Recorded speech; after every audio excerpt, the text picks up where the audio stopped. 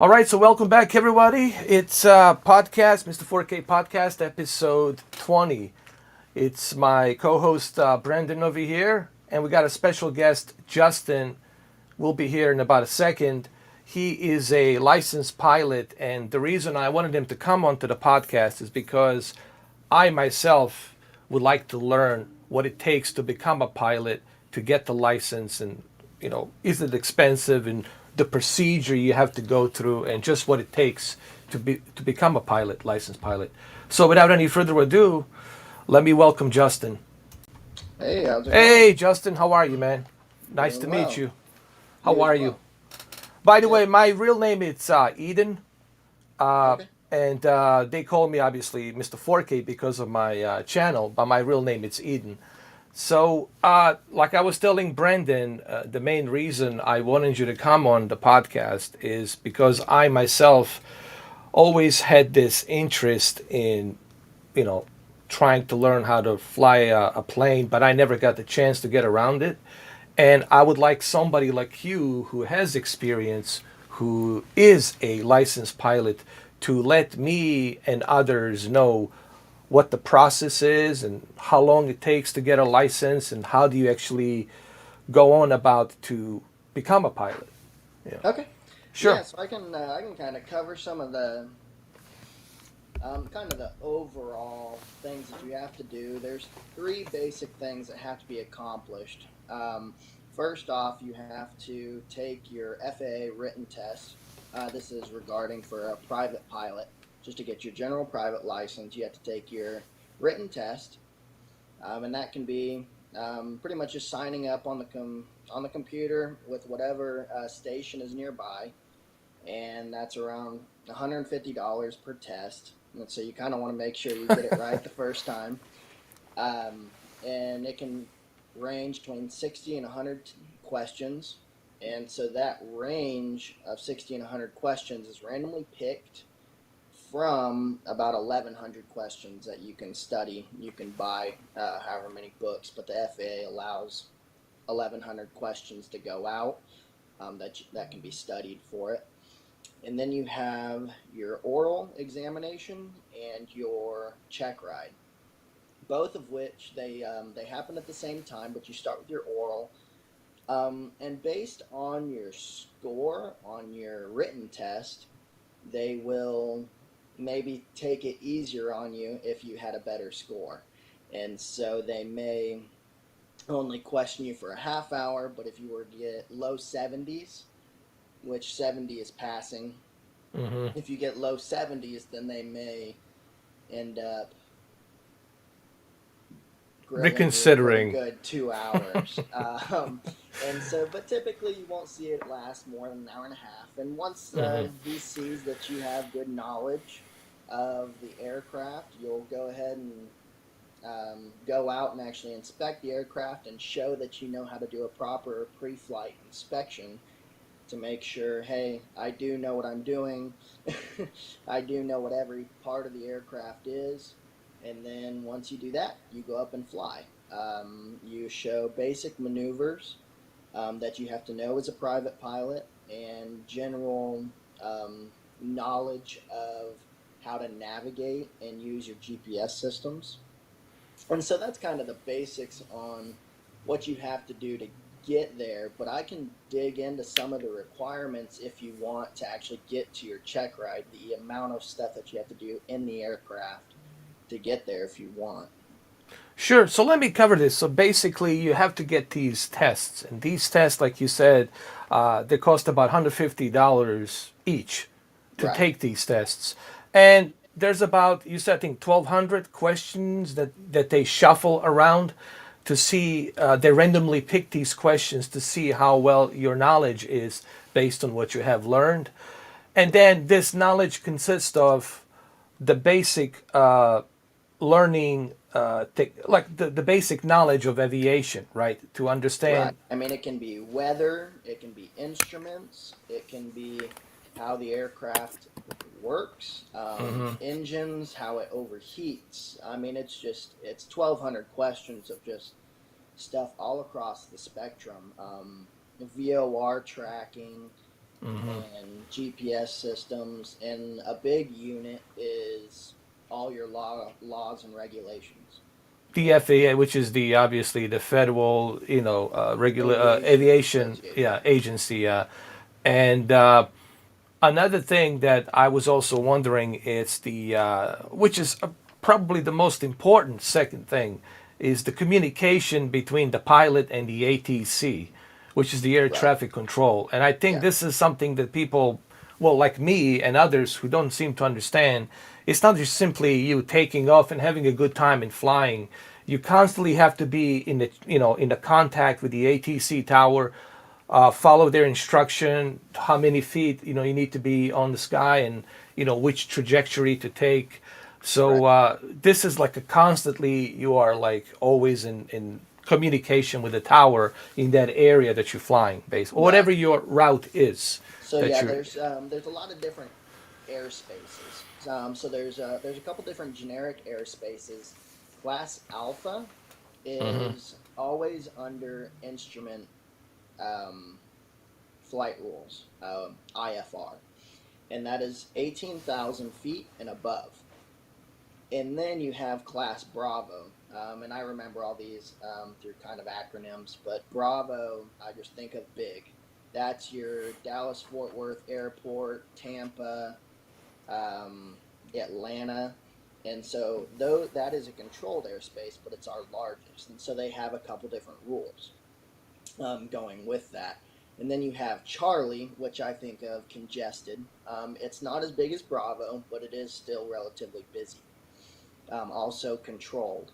And then you have Class Delta, which is just, it is controlled, but it's not near as busy. And you can see some actual commercial airliners going in there, but you just don't see it as often. It's kind of more of a private airport in a sense for private Mm-hmm. pilots. And then you have Class Echo and Class Golf. Neither of those airspaces are controlled. And so you contact that frequency for that airport, and you're talking to everyone around. Everyone's kind of letting each other know, hey, I am in this point, at this point in the traffic pattern, and here I am, and you're just, everyone's trying to stay out of each other's way, following the typical traffic pattern for whatever runway you're using. And so yeah, you're right. I mean, you have to know where all those different airspaces are, so that you can either avoid them or be talking to the proper people while you're in it. Well, I'm so glad that you like explaining all of this, because the closest we got to flying an airplane, it's in a flight simulator, Microsoft Flight Simulator, or the X-Plane 11, or the upcoming X-Plane 12, or even DCS, which is probably the most realistic in my opinion for the military jets, which is a whole different ball game, obviously. But this stuff I never knew. Like, certain acronyms, like you said, like Bravo, which is the busiest one, and you got Charlie, which is kind of like mediocre busy, not as much. Right. And then Charlie, which is kind of like relatively, busy, but not as busy. And then you got Delta, which is like a private, would you say, Yeah, like so it is airspace? controlled, but and you Yeah. can see some airliners go in there, but it's not near as busy, or it's usually in a smaller town. So we have Charlie in Fort Lauderdale, right next to Miami. It's still relatively busy. It's not Miami, but it's Mm-hmm. close to it. But then Gainesville, you have Class Delta. It's just because it tends to go by how big the city is, just because of how much traffic's going through it. Yeah. I'm pretty sure John Travolta is probably is around there somewhere flying, which is Ocala, right? Yep, Around he's that area. Ocala. He has Yeah, his own yeah, private airport and his own yeah, 747 parked there. yeah. I'm sure people are familiar. Well, here we go. What was the that he goes by, Jumbo or something, or I'm not Jay? sure. I haven't heard him up there yet, but I'm sure Yeah, he's a strange dude. So yeah. He definitely is. I'm pretty sure him and Tom Cruise are out there flying. I mean, I tell people, if you want to bump into Tom Cruise or John Travolta, chances are you go to Ocala, and yeah, you most likely will bump into them there, yeah, for sure. yeah. You know when you go over Ocala when you're flying, you see the Yeah. thousand horse tracks. I mean, you can't when you're flying over, you can't not spot at least 10. It's just Yeah, crazy. and it's a beautiful town. It's a beautiful place, man. Yeah, Really, a lot of acres, and for people to buy land, buy a house. I was telling Brandon, I tell people it's probably one of the best places to live in Florida, and it's not that far from Daytona, from Kennedy Space Center, from Busch Gardens, and of course the big one, Disney World. right. Yeah. So it's a perfect spot. It's just great that whole part of Florida, Central Florida. It's really nice. But I tell people you have to get used to the pets, which are obviously the alligators. You're gonna see them, all over the place. It's just you're in their habitat. Yep, that's Florida. That's Florida for you. I mean, people ask me how I feel about the alligators. Like they're like pets. I Yeah. don't. I mean, oh, they're there. I mean, I sometimes call fish and wildlife. I let them know, hey, fish and wildlife. Come here. Let's relocate this gator because God forbid somebody, it's stupid enough to approach it, right? So we call them up. They come in and they relocate. Alligator, but they're pets. It's what they are. So Yeah. basically, it's you have to take these courses, and well, I don't know, 150. I don't think it's that bad. You know, Right. So that is the FAA test itself. just the FAA. Wow. Right. So that's just your written test. When you go do your check ride, you're looking at somewhere between 500 to 650 to pay for the check ride, and that takes care of your oral and your actual in-flight portion. And so, say you fail one of those portions or Hmm. whatever, the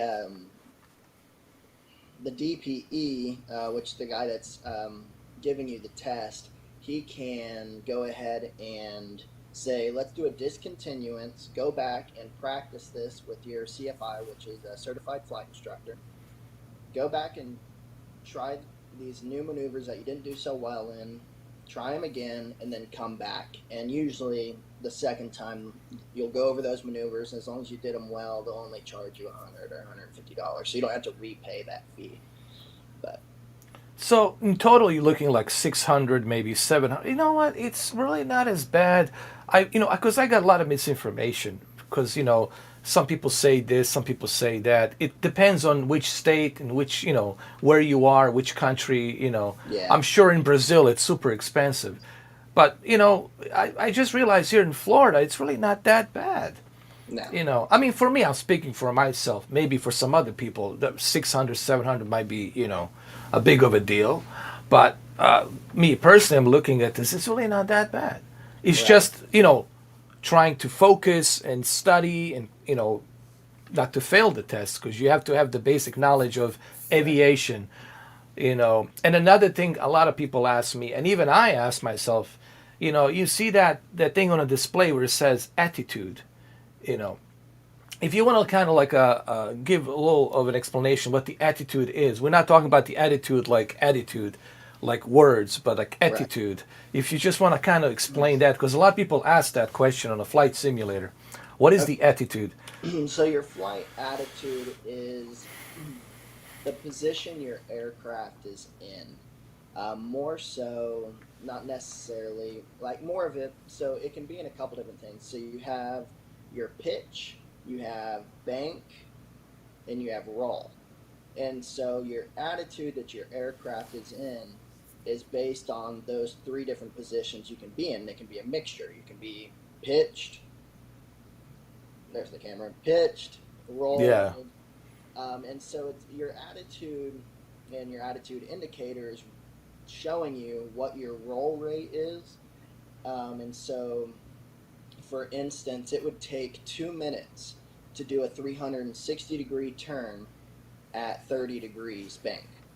And that's kind of stuff you have to learn flying. And so when you're in instrument conditions or flying under instrument flight rules, then you have to do everything at a standard rate turn, which is 30 degrees, I believe. My brain's kind of blanking today. Yeah, just for Today's the my day off. audience, the bank. I'm sorry, just the bank. Well, it's like I guess a military term or flight term. It's the direction that you're moving the degree on, right? Right. Banking to the certain degree to the right, banking certain degree to the left, and then pitch. Obviously, it's how high you pitching that plane vertically up or down.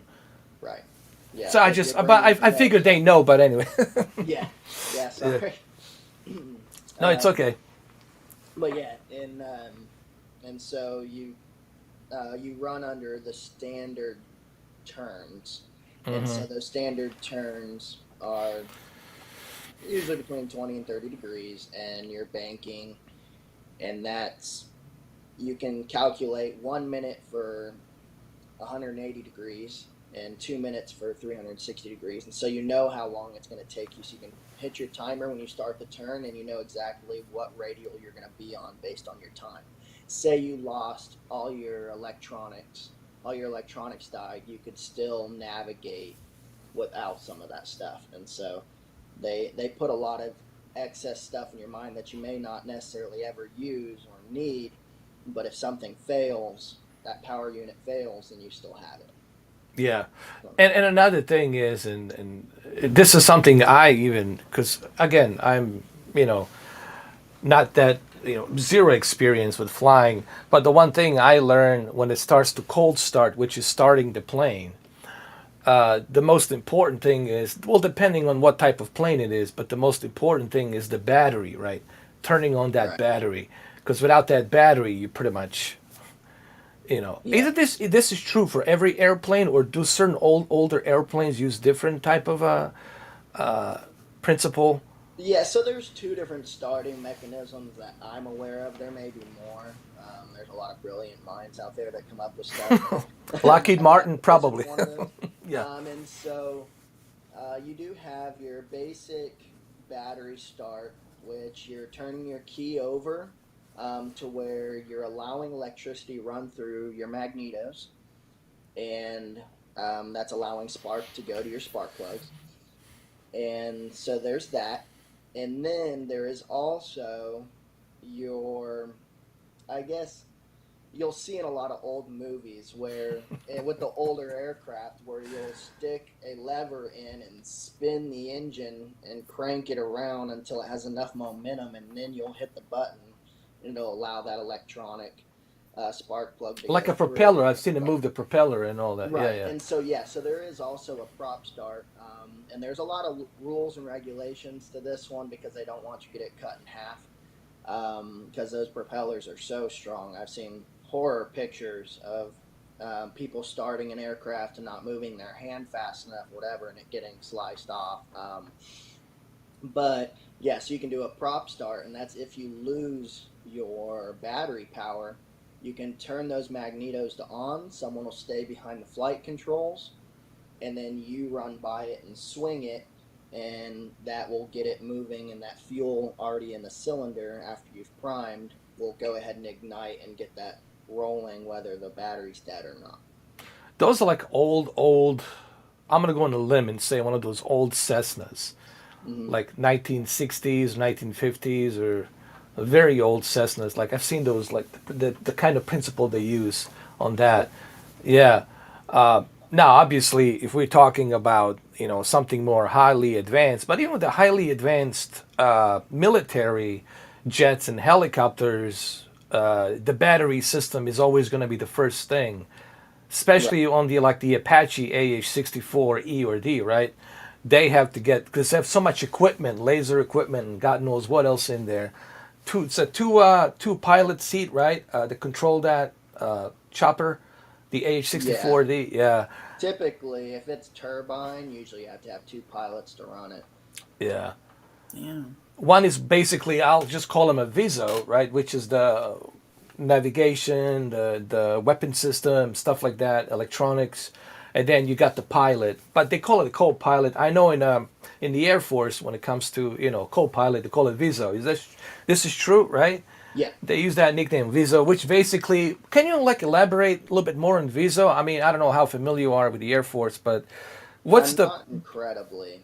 okay? But Uh, like your basic like knowledge of VISO in the co-pilot, which would be the in the back, right. So back then, or I mean, in some choppers and some aircraft today, you do, Yeah. instead of having that co-pilot right next to you, you have the pilot in the back, co-pilot in the back, and usually they're not as much the pilot as they are the navigator, and systems operator. And so, yeah, they will make sure they're going the right direction whilst the pilot is controlling the aircraft. The other guy's saying, hey, there's enemy aircraft here, or we can go ahead and drop these bombs. They're all about the systems and working everything to take the load off of the pilot. Yeah, and it's interesting, ever since this COVID-19, a lot of pilots were grounded, because they weren't flying as much. Sure, some Air Force pilots were active because it's military, but they were on YouTube. A lot of them were on YouTube. And there's so much I've learned just from listening to them and just what it takes. And they all say, like, just how much it takes, people don't understand just to get on that F-16. Like just to move to the F-16, let alone F-18, which is a highly more advanced, jet fighter, and just what it takes. They talked about being put on those spinning things, whatever you call it, centrifuge. And if you don't pass that, you really cannot go out and set the foot on the F-18. You got to be able to handle the breathing, and of course you cannot panic. If you panic and you feel those G's, that's a no-no. I mean, you're gonna crash, God forbid, die or something. So, the medical thing is very important too. Medically, you have to be fit.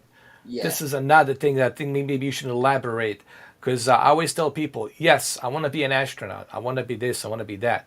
But are you physically, medically fit to withstand those G's? If you have anxiety, that's a no-no. I mean, if you have asthma, you're gonna fail immediately, because you gotta be able to handle that pressure. Because I mean, I hadn't get a chance to be put in one of those jet fighters in the back seat, but maybe one day I will, just to get the little, what you call it, just a little taste of what it takes to focus, just to be there. Yeah. So the medical aspect, it's also important too. Like psychologically, mentally, medically, you got to be focused. Your mind cannot be somewhere else. Let's say you had a fight with your girlfriend, right? Or something else, and you cannot be going out flying. You're no condition to be. Is it like an annual checkup, like for medical? There is. So you have a couple different categories, I guess I could say, for or I guess classes. So there's a second class medical, third class, and a first class, and then there's kind of a senior class, and I can't remember the exact name of it now. I don't have to use it. And that's once you're over 60, 65, and it gives you limitations, but you're pretty much operating as a private pilot, nothing more. And they allow you to fly an aircraft up no more than a takeoff weight of 6,000 pounds and no more passengers than 6, including the pilot himself. So then you have your third class medical, which is what I actually have currently, and it allows you to get your private pilot and instrument license. And what that really is just a general checkup, if you will. If you were to do like a sports physical, that's just like that. It might be a little bit more intense. They might kind of dig in a little further, but overall, that's kind of what you have. Now, to get a second class, you have to have a second class to have your commercial license, or at least carry a commercial job. You have to have a second class medical. And that's going to be really similar to your third class, but they are going to dig a little deeper on the mental side and on the physical side. They want to make sure you are tip shape, you're not going to have a heart attack. Absolutely. God forbid. 12 passengers. And then first class is usually airliners are all required to have first class medicals, and that usually entails working out in front of them a little bit, showing that your heart's good, eyesight's good, and that you actually have to get redone every 6 months, I believe. It's like a mandatory, right? By the FAA, it's mandatory. Right. To hold that first class medical, you have to go in every 6 months to get it renewed and checked up. And the second class, which is what I had, which then demoted to a third class if you don't keep it up. And so a second class lasts 1 year, and the third class, depending on your age, if you're over 40, it you have to do it every, I think, 2 years. But if you're under 40, you can do it every 5 years to maintain the third class. So it gets really confusing, and Hmm. you have to look at your federal aviation regulations. So it Um, varies, right? Every single time, right. every 6 months, there's a new regulation added to it. Now, do they, with these classes, different three classes, do they include, obviously, I would assume, a psychological evaluation of a pilot to see if it's psychologically, if the one is fit to actually go back to the commercial plane and fly, let's say from L.A. to Hawaii or from Hawaii to Australia, these are very long flights. Do they check Right. out these psychological evaluations of a pilot? So yeah, so they actually can be relatively strict, the FAA, and for good reason. Um, is so they will, if you, not saying they won't let you, but if you had ADHD or ADD, that could give them reason to deny you getting your license. It may not. A lot of times there's ways around it, but they will check and see what you're diagnosed, and they will let you have it if they find that you're suitable, and if not, they will deny you for something really simple. And so it does depend. Obviously, if they find out that he might be suffering from possible borderline, bipolar disorder, that's a no-no. Right, that and Obviously, that's a no. PTSD is one of their bigger ones. I Yeah, feel if you have PTSD, they usually won't let you fly commercial, at least. yeah. But yeah, that is stuff to definitely consider. Now, OCD, the obsessive compulsive disorder, would that be a problem? Because it'd be a person who wants everything organized. I don't think would that be like an issue if somebody had the So, in OCD? my opinion, I don't see why that would be an issue at Yeah. all. Actually, they want that actually organized. Right, you would think they would, but I think at the end of the day, I think that's something that they potentially could use to say no for whatever reason, other reason they found necessary to say, hey, you do have OCD. No, Hmm. you can't have it. But in all honesty, I don't see why they would. I would Yeah. think it would make you a better pilot. Yeah. I think you would be more focused personally. Because you're organized, you always want everything to be in its place, you Right, know. But I can see their reasoning for not even maybe allowing that either, because they really want you to be focused only on what you are trained to do and to focus on what you're doing. Making sure you bring that plane and communicate with the towers, all the towers as you're approaching overseas and going somewhere else, because they don't want you to have anything in your head other than just what's needs to be focused task at hand. Like any voice doesn't, they don't want that, which I totally understand. Because right. one mistake, right? One mistake could jeopardize the whole thing. Yep, If the pilot, now they usually have two pilots, right? In commercial flights, there's a co-pilot and a pilot. absolutely. Yeah, Yeah, typically, I mean, unless you're doing like a charter flight, doing a little flight over the Grand Canyon or something, you might just see one pilot. yeah, But any commercial airliner, it is policy that they have two pilots. yeah. And I mean, what you were saying, you have, it is really good to be focused on the tasks at hand, but it can get a lot out of control very easily because you have your instrument scan that you're looking at, and then you have your outside of the cockpit scan. You're looking around your windows, making sure that you're not about to hit a bunch of geese, Which is and dangerous, obviously. right, and then Yeah, you have your engine instruments that you're looking at, making sure your manifold pressure is good, making that sure that your fuel tanks are good, and then overheating.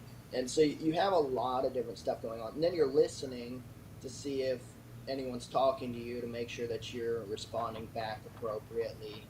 And then you have airspace that you're trying to watch out for, so your navigation. And so it really does, it builds up fast. But if you properly plan your flight, then you are way more prepared. You know exactly what's going to be coming up on your route of flight. You know exactly who's going to be talking to you and when, or who you need to contact and when. And so, if you can do that and plan it, then you'll have a lot less surprises when things start. And this is true. A lot of pilots on YouTube whom I watched, and even there's a one guy from Brazil. His name is Flying with Fabio on the. I don't know if you know him on the Twitch. He was a pilot instructor. Instructor, I'm sorry, and now he's retired and he's just doing like the flight simulator, and he's teaching through his flying about what it takes through simulators. And wouldn't you say that the software that's available today versus what we had 30 years ago, right? Or 40 years ago, the software that we have today would make it a little bit easier for the kids and teenagers and even people who might be interested in becoming a pilot, could give them some basic understanding of the instruments, some basic understanding on like what are the procedures of flying. Wouldn't you say that some of these softwares could easier help somebody get better understanding of aviation and avionics and what it takes?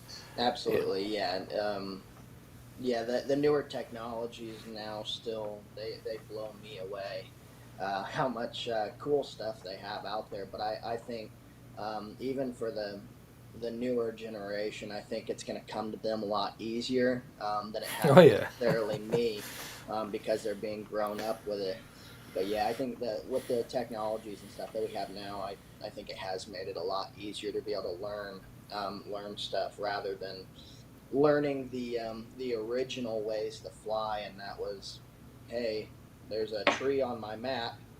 You look at your cockpit and say, okay, there's a tree there, I must be in the right spot. Or hey, there's a river that's winding, it looks like the map is saying that it winds like this, so that's where I'm at. And so that's how they teach you to fly. They do it with no GPS at the beginning, and you fly strictly off of a map, and you do that, and then once you have that down, then they let you cheat with the GPS and everything else. Yeah. So Well, yeah, it makes total sense because they want you to be able to read the map to orient yourself in case the instruments die. So that way you can be able to safely land, look at the map, okay, this is where I'm at, and this is where we're going to land. We're going to talk to this airport over there to get the approval for the emergency landing. But looking at these softwares and these simulators, they really go in depth with teaching you even how to communicate with the ATC.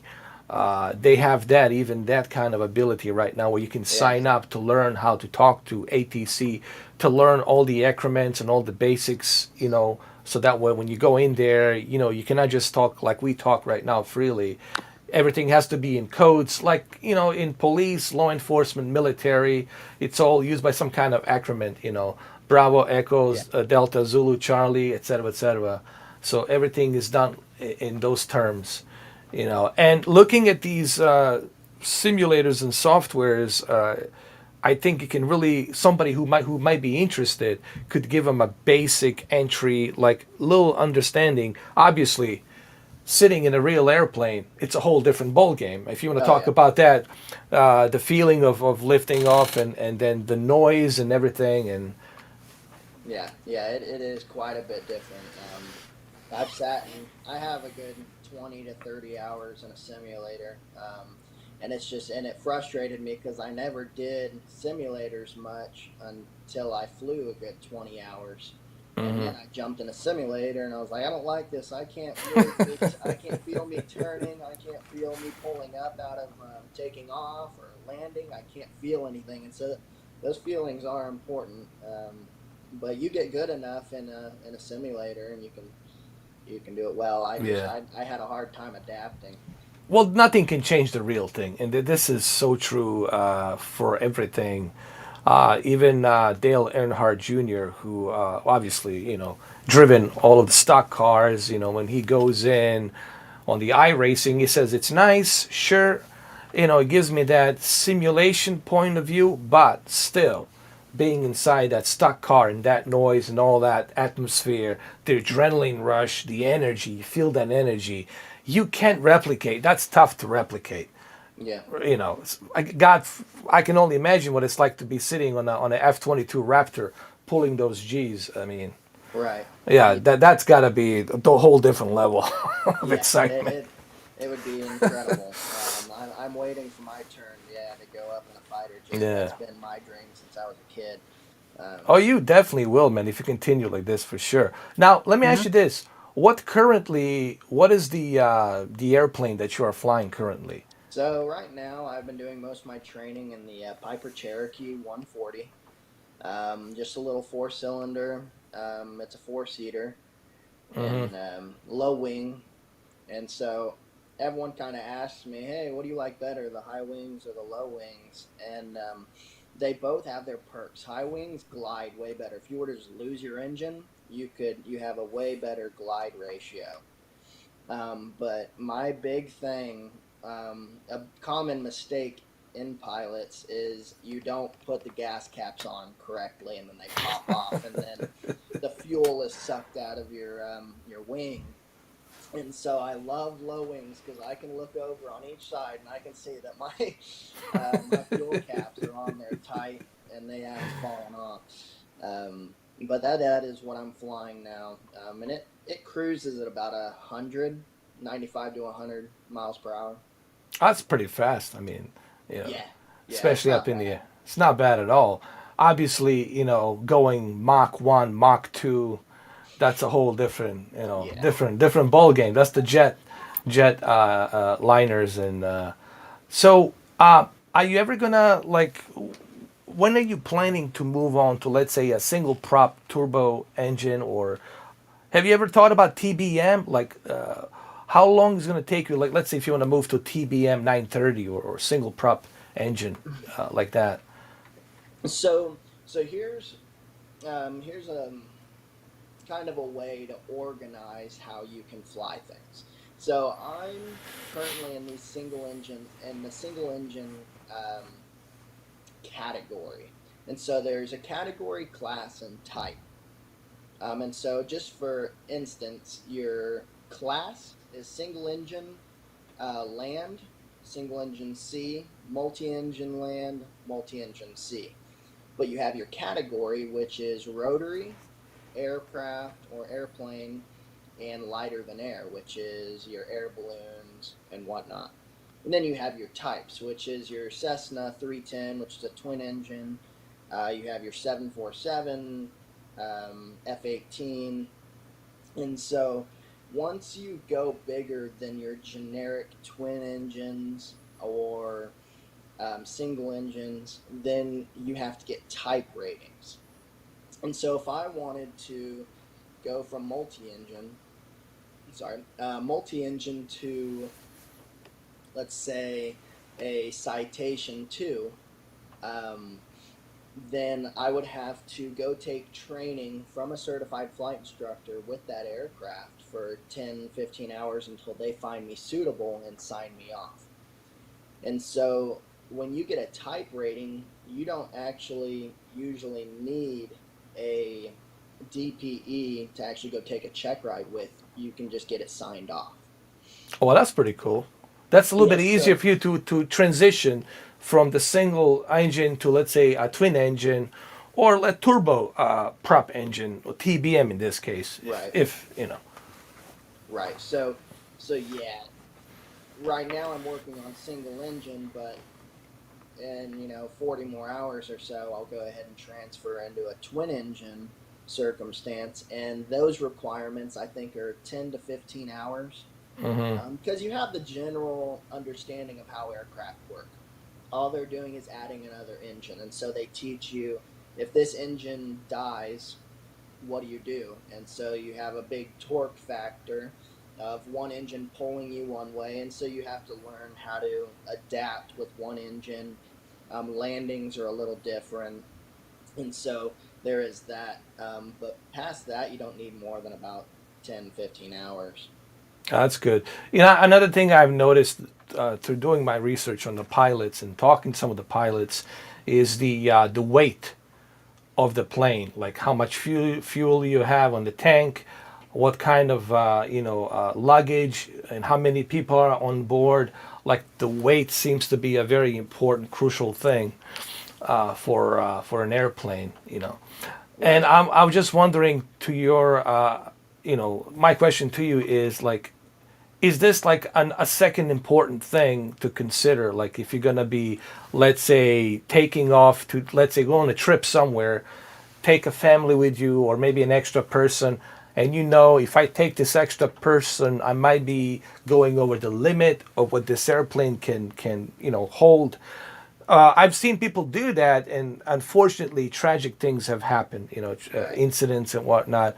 And I think maybe it's important for people to emphasize to people that it's not you. This is not a car. It's not like getting in a carpool and stacking everything in. It's a Yeah. different ball game. Because Yeah. the reason I wanted you here, because to give people perspective of that, flying, it's a very serious thing Oh, absolutely. because you could easily make one mistake and die, God Yeah. forbid, and it has happened Yep. many times. I mean, it happens. I mean, I would say all the time. I would say. Hmm. So if you want to emphasize on that, on that aspect. Yeah. So I can actually give you a real life, not experience of my own, but a story, and it was a family. They flew down to the Grand Canyon. Elevation was a little higher, but when they loaded up, they were farther south. Maybe 200-300 feet above sea level, and they flew up to the Grand Canyon, and they got there in the morning, and then they got souvenirs, whatever else, food, and then they were going to take off around 3 or 4 p.m., but it was a lot hotter. And so what happens when it's hotter is your air is expanded. It's no longer condensed. And so when your aircraft propeller is spinning, it can only grab so much air. And so when it's thinner, it's grabbing a lot less air, and there's a lot less air going under and over your wings. And so what he thought was going to be a normal takeoff, like he had, not only is he at a higher elevation, which makes the air thinner, but it's a lot hotter. It's probably 100 degrees, which has made the air even thinner. And so they take off, and they get off, and they barely get off at the end of the runway, and they can't get over 150 feet, and they go right into the trees, and whole family was killed. And so Wow. we learn from this, knowing, hey, this guy probably didn't do his weight and balance before he took off. He didn't check how much weight he had on. He already had luggage on, but then the family brought a little bit more on, and they didn't recalculate everything. They didn't see, hey, what is the density altitude right now, and how thick is the air out, and they didn't do those runway calculations. And so, yeah, you have to do a lot of preparation to be able to just take off. Yeah, which And also burns the fuel as well, right. obviously. And you have to, again, this really goes back to what you were saying earlier, the flight plan, the preparations, Hmm. the checklist, all of these things. You really have to be, has to be like a religion. You have to go through the whole alphabet and you have to stay true to it. Otherwise, tragic mistakes like these can happen. And unfortunately, they do happen because of, I would say, ignorance of a pilot. You would say that the pilot was like, I'll take a chance, it'll be okay, but hasn't taken into consideration what if the weather changes. We talk about the air and all of that. It's another thing, the weather. It's another thing to consider because the weather always changes constantly. Yeah. This is why you have to keep that flight plan in consideration. You Yeah. know. Yeah. I had a personal experience actually happen about 3 days ago, and Oh shit. I thought that was it for me. Jesus. I was coming in on an approach with my flight instructor. I'm training to get my instrument license, and so we were flying in. I was actually VFR at the time, but the airport was saying that there was no winds, and I came in and I was about not crabbing into the wind anything, and I was at about 20 feet from the ground, and a 25 plus knot crosswind hit me. Wow. It blew me off the runway. And at this point, I'm at complete landing configuration, 40 degrees of flaps, and at about 75, 80 miles an hour. And so at this point, I look down or look at my altimeter, and I'm only 20, 15 feet from the ground. And I try to do a go round because in school, that's what they teach you. If anything looks bad, try to do a go round, punch that power, full power, and try to get out of it. And so I put my full power in, and it wasn't going anywhere. I was still losing that altitude and airspeed, and My I was God. right over all the airport lights and the signs. And so I was trying to pull up a little bit, trying to keep off that stuff, but I couldn't fight the wind and get back on the airport, and I was still losing altitude. And so, and I was getting ready to try to get more airspeed and drop those flaps. But when you drop those flaps, you lose that amount of extra amount of lift that those create. Not Yeah. only do they create lift, but they create drag. And so if I would have dropped those, I would have lost my 10, 15 feet and slammed the ground and possibly Jesus. nose dove, whatever else. And so, it's all this stuff going through your brain in 10 seconds. And so I couldn't bring it over.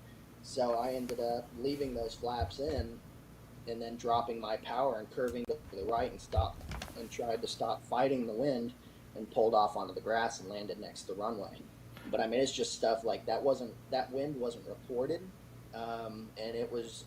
I mean, my instructor didn't try to take over. He said he didn't know if he could have done anything better. He was happy that we both walked away, Wow. and so Yeah, man. When you think about it. By the way, welcome, Cameron. That's my friend Cameron D. How's it Welcome to going, the. everybody? We're doing good. This is Justin. He's the licensed pilot, and I'm just blown away by how much it takes just to learn all the ins and outs, and how difficult it is, really, honestly, just for people. I want people to realize that flying an airplane, it's not like driving a car. It's a whole different ball game. right. But this is Cameron, my friend Cameron. We've known each other for a long time. This Nice is to meet you, Justin. Justin. You Nice to too. meet you. How's it going, Brandon? How you doing? Doing pretty good. Yeah. Yeah, flying a plane takes a lot, especially physically. You got to have a great eyesight. Your overall um, fitness also has to be able to tolerate it. Also, those G's, right? If the average guy will probably go on the plane and sometimes barf, depending on the Hmm. descent and whatnot. So I see a lot of these the training requirements physically is very demanding. That's why most people cannot be pilots. It's And true. another thing too that I've seen with pilots, because I've seen some pilots. I used to watch a show where it was an American show where they would go and repossess airplanes, but Mm, they would talk about the financial aspects of being a pilot that people don't talk about. Just to get your yeah. license, it's not cheap. It's not like a car here in Canada. We spend like $75 Canadian. You go get your license, right? I imagine for being a pilot, just the financial um, endeavors of owning a plane and the fuel costs and just everything it takes. Even the maintenance of a plane is astronomical, right? Yeah. Yeah, like I was gonna ask this. I don't live far from an airport. It's like a small little, like a private airport, like a county airport. But a friend of mine, a neighbor actually next door, told me that him just keeping his TBM 930, keeping it in that hangar, and the fuel and maintenance cost him about anywhere between $10,000 to Yeah. $15,000. And But that's of course more advanced airplane, but still it's very expensive just Oh to yeah. keep it there. They have to maintenance it. You renting the space, the fuel, like Cameron just mentioned. You want to emphasize on that, Justin? Yeah, so I mean, even if you have just the basic Cessna 150, you have to have a lot of different inspections every year. So you have to have your annual inspection, whether you flew it at all. And that can cost, with just a Cessna 150, 172, you're looking at $1,000, $2,000 because the mechanic has to Jesus. tear apart the entire aircraft and check and make sure everything's okay. And then you have your 100-hour inspection. And so that's every 100 hours you fly the aircraft. It's got to pretty much get an annual inspection. and everything gets torn apart, made sure it's good, and put back together. And so even if you see I mean, most of the aircraft flown today are 1955, 1970s aircraft because they're constantly getting rebuilt, and so they know they're perfectly fine. And so the older aircraft, I mean, they're tip top shape, just like the new ones. And once you go through so many hours, 1,000, 2,000 hours on an engine, they pull it out and they get it rehauled or they replace it. And Yeah, so, absolutely. And I think Cameron, he's a fitness guy, and he's really fit. He's like fit like perfectly, because that's what he does. And I know you're also into fitness. You go to yeah, gym. I'm trying to shred some weight, which I am through diet. Like just the white meat, chicken, tuna, no other ingredients on there. Trying to like keep myself fit, and health. It's very important, and I think this is something that people overlook quite a lot. Because you think, oh, I'm a Superman. No, it's just you really have to keep yourself fit, not just for being a pilot, but in general, but especially for being a pilot.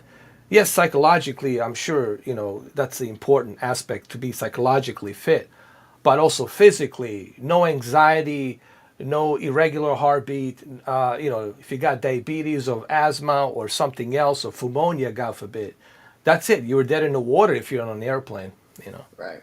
Yeah. Absolutely. Something before I was setting up my headphone come on, I noticed you guys were talking about like when you're flying planes, the pilot obviously has to make sure that the conditions are perfect for whatever situation he's flying, and that just made me think about, because they were talking about it. I don't know if you guys seen it, but they were talking about like the Kobe Bryant situation, and when he went, the information that the pilot had beforehand, and he still chose to to take the flight. And where I've seen other pilots said that they would never have flown in those type of situations, knowing what the pilot knew. And I was just wanted to know what's your take on something like that. so, so could you like tone in on the exact question? I missed Like, what you were asking. yeah, like what do you think? Like, I know with pilots, one of the main things that you want to always make sure is the weather conditions, temperature Right. conditions, what type of, I guess, wind. Maybe I'm using the wrong words. Like what type of wind factors is going to be playing against you while you're flying for that specific trip. Right.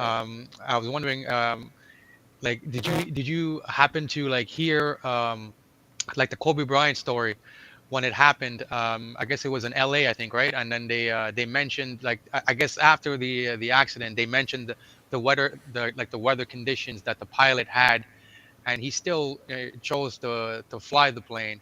I was Right. wondering what would be your kind of take on that type of situation. Like, I don't know if you were aware of like what the weather conditions were that they, because I think it was in the news, but I'm Right. not sure if you might have heard it. I think what Yeah. Cameron is asking is really the procedures. Like, what are the procedures? Because Yeah, yeah, LAPD yeah. in January of 2020, LAPD was grounded. Like the LAPD air chopper support was grounded, and all the other Coast Guards were grounded because of a thick fog that Yeah, was yeah. in Los Angeles County, Greater Los Angeles County. So I think Cameron's question is, why was the pilot allowed to take off even with those strict restrictions Right. of no Yeah, flying when exactly, it's a thick exactly. fog. So what we have is it's called the PIC, and it's pilot in command. And so, and that's genuinely just because they can't control everything you do. You can still do something illegal, whether it's wrong or not. And Wow. so, someone can get in their aircraft and take off. And he's PIC, he makes his own decisions. It doesn't mean he won't have consequences and won't get in trouble.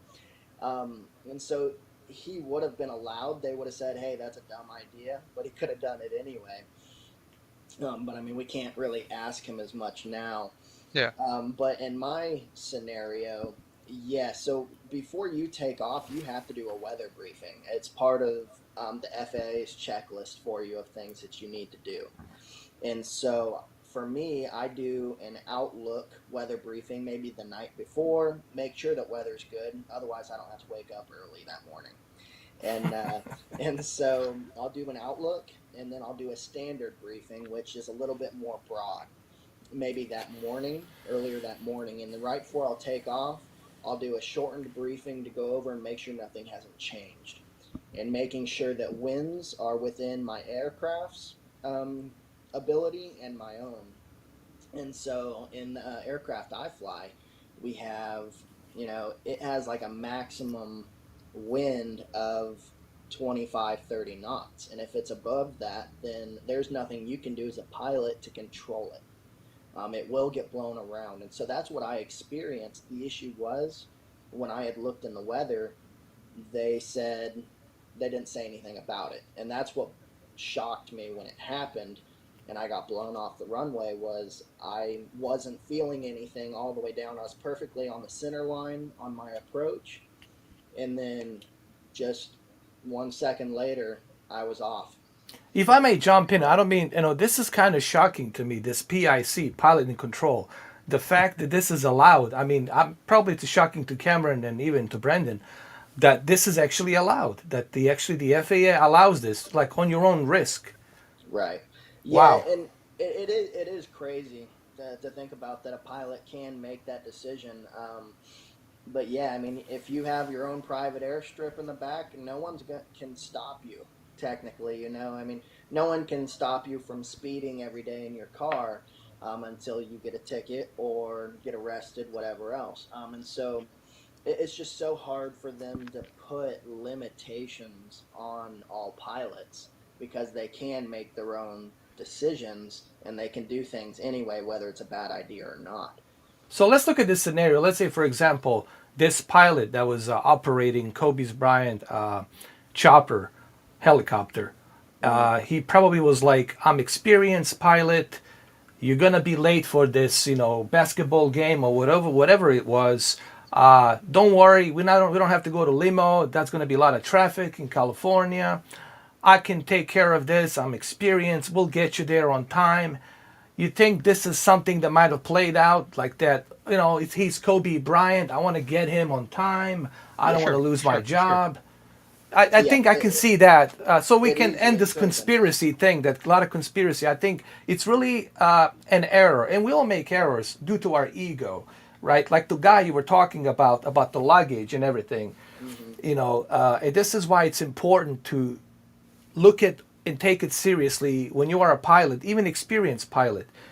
If you're not fit to fly, let's say you had a little bit of drink, or you're not psychologically, mentally, maybe you had a breakup with your girlfriend, or something is in your head, you Yeah, shouldn't fly. right. Right. Right. Yeah, and a lot of times as pilots, we see a lot of pedestrians that are paying the pilot to fly them somewhere. They don't know what all goes into being a pilot, and so they will just push and push a pilot to take some bad decisions that they necessarily wouldn't normally take. Yeah, for That financial they're benefit or right. If it's a little cloudier than the pilot feels comfortable with, they could say, "Oh, just do it. We need to get where we're going. We paid you to do this," and then it just ends up forcing them or pushes them to do something. And then, yeah, they do have most pilots do have an ego. I try to avoid that. yeah, I'm sure if it's a It's celebrity or Jeff Bezos, the pilot's not gonna want to make them mad. They're gonna more than likely say, okay, I'll bend the rules. It's Jeff Bezos, whatever. right, If I get a exactly. ticket, he'll pay it, no problem. We got to get him to Amazon, Brazil in time for a meeting, so don't worry about it. We'll Exactly. risk it.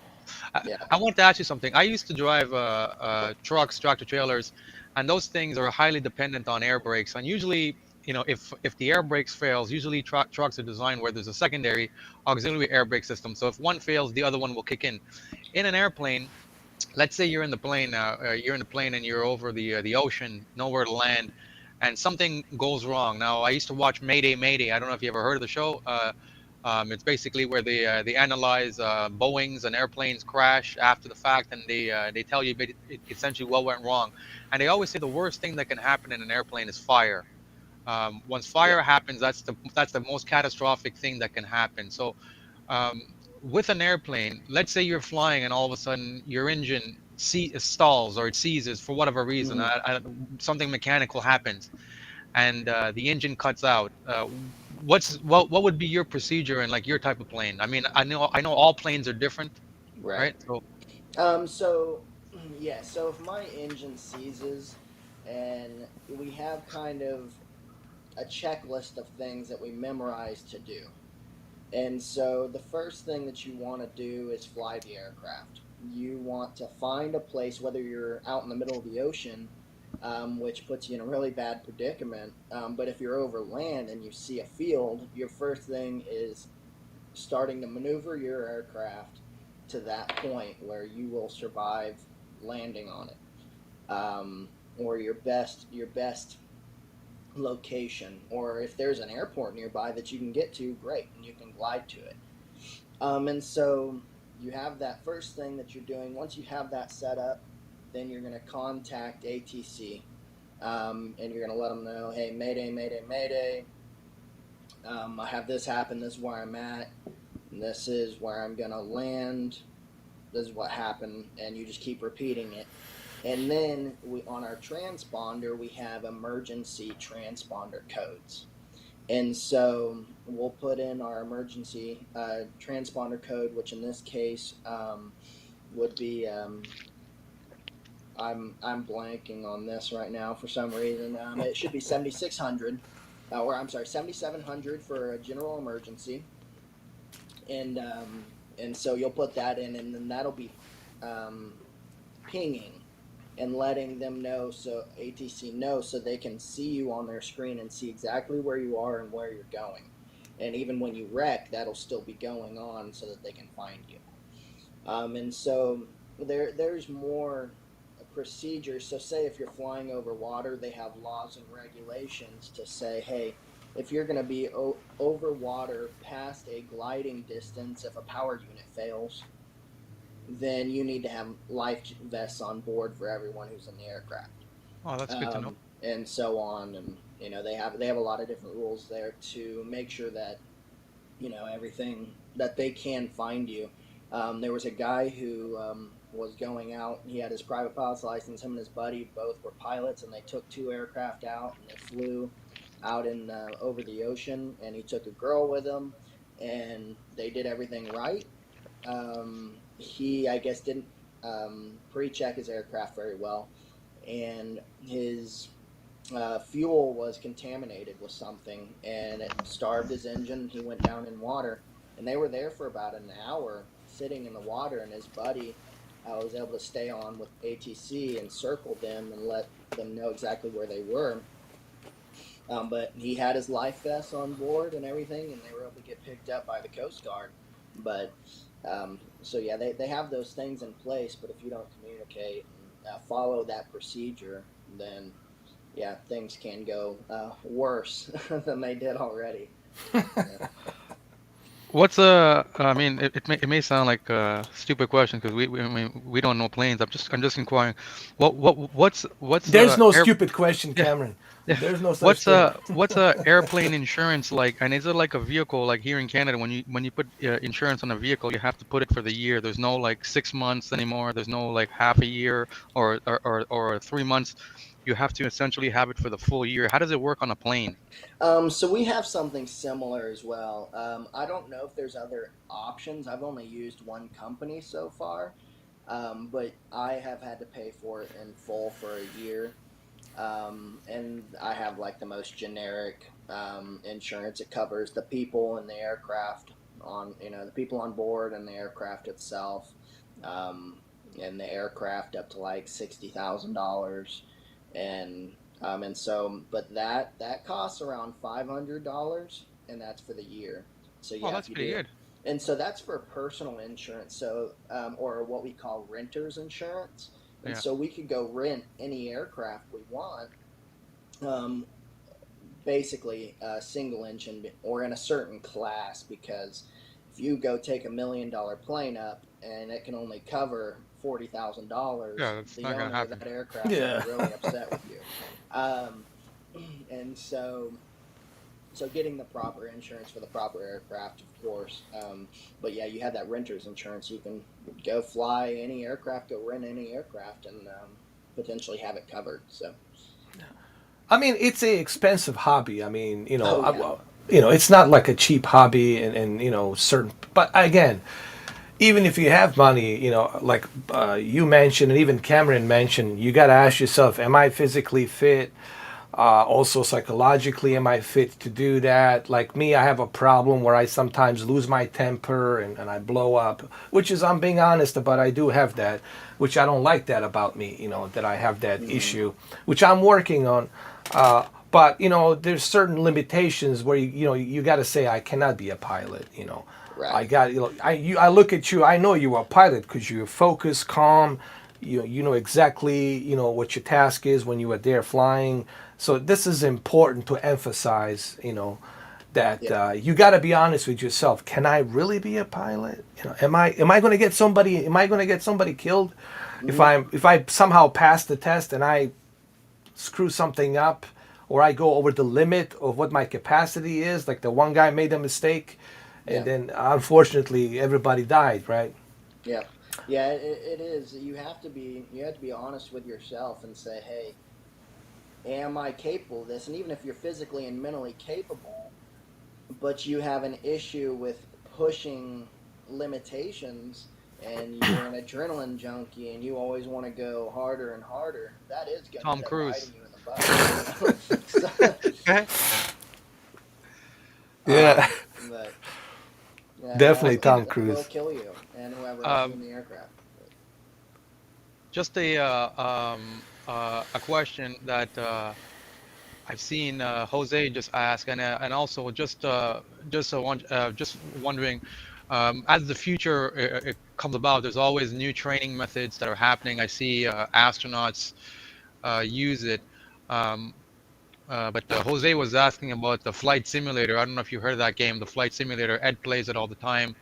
I was going to ask you, what do you think about that game? And not only that game, like how nowadays pilots might be using simulators to learn how to fly a plane. How real are those things? I mean, nothing is actually the same as when you're in the air in the airplane and you got those real joysticks in your hand and you're feeling the vibration from the plane. That's a whole different level.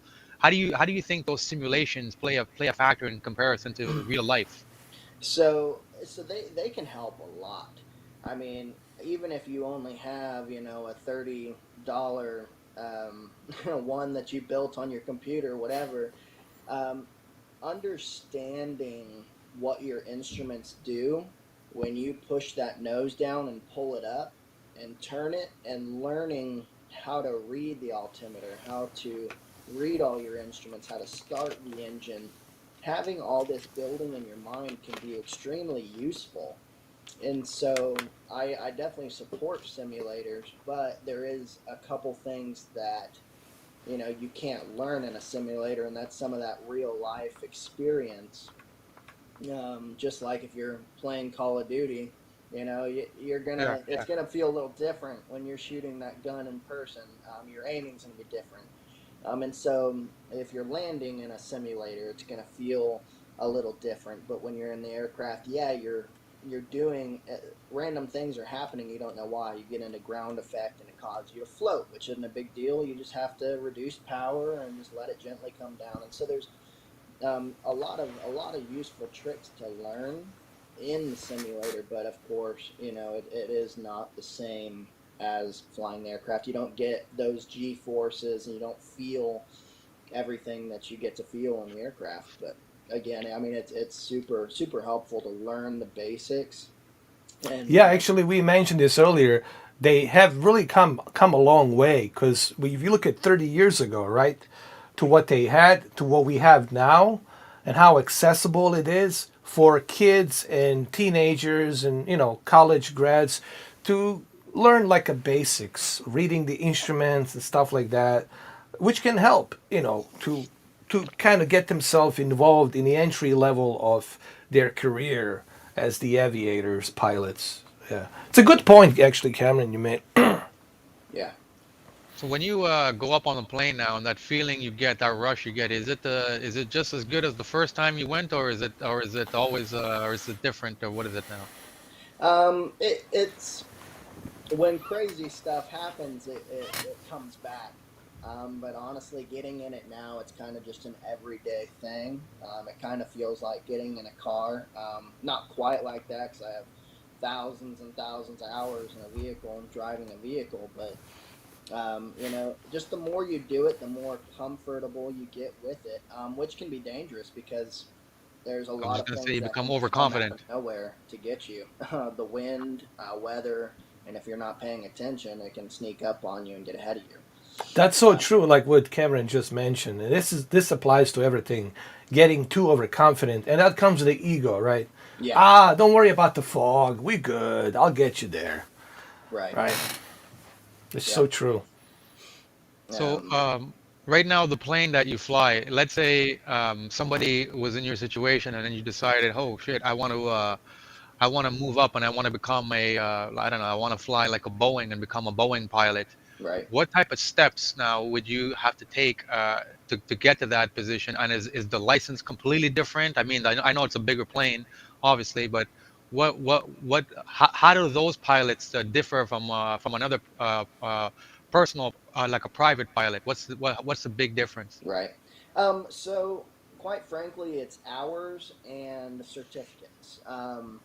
And so, the steps that you would have to take to get there pretty much goes from you're a single engine private pilot, you get that, and then you would get your instrument.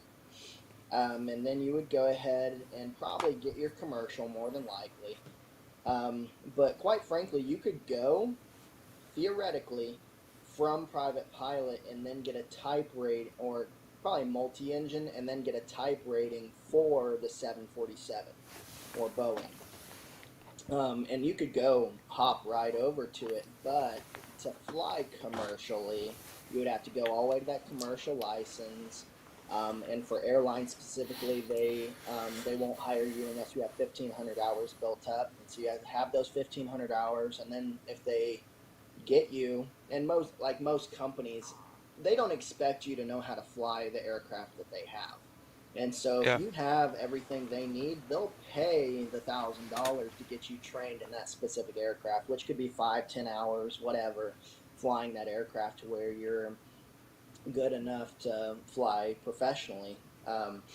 And so it kind of just depends which route you go. And if you're a billionaire and you have a 747 and you became a private pilot and you said, I want to learn how to fly this, well, theoretically you could, with just 100 or so more hours.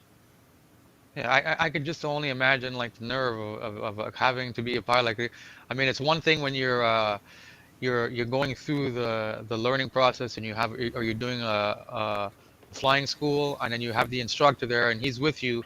I mean, you know, if anything goes wrong, they can just grab the controller and they can just take over and do it. But now when you're actually on yourself that first day and you take off and you're in the sky the first day, that's when I think a lot of people just shit themselves because they'll be like, "Holy fuck!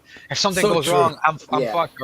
Or what if our worst thing is, what if something happens that I was never that never occurred during the learning process, and that situation just happens to happen to me now because I got Al Bundy luck, and Yeah. I just got this situation that never occurred, so I don't know how to handle with it. And I imagine the bigger the plane, the more problems and the more harder you would worry about something like that. So I always praise like pilots and astronauts because I don't think I would have the nerves for because I would always be thinking of all of the bad things that would happen. You yeah, know? Well, that's where the anxiety kicks in and the panic attacks, shortness of breath, and you cannot focus now. Now you're dead in the water, right? yeah, yeah, That's the worst. yeah, And all those voices in your head, you fucked now. I'm sorry for the language. Like, you screwed. That's it. You're crashing. Say goodbye to your family or whatever. Yeah, and that creeps up on you, right? That anxiety, and then you like hmm start freaking out. Cold sweats, yeah, shortness of breath. It's a terrible feeling. But yeah. it happens. It happens. It does. It does Yeah. to a lot of Yeah. pilots. One of the things that you learn as a pilot, or really anyone, even if it's someone from the military, um, being in a high stress situation, you learn how to handle it and you learn how to deal with that, and you learn to stay focused with your mind, to stay on point, and you handle the situation however you need to do it. And yeah, you're going to experience some new stuff. I've experienced a lot of stuff by myself that I didn't experience with a flight instructor, and you just take the knowledge that you have and you hope it worked out for you. And And let's just and then just think of that you're Tom Cruise Maverick, and right. and you got the Iceman, talking to you on the other line. Look, whatever helps. Sometimes that might help. I don't know, to boost your ego a little bit, so you don't Right. totally kill yourself. Is it a mandatory requirement that like even on the private planes they like you have to have a parachute inside the plane? Is that a mandatory thing, or is that like I mean that's the worst case scenario if you got to use the parachute? Right. I have never seen anywhere where they made that mandatory. Not saying it may not be in certain circumstances, but I haven't seen it yet. Okay. Yeah, I mean, definitely, I would like to have one just in case.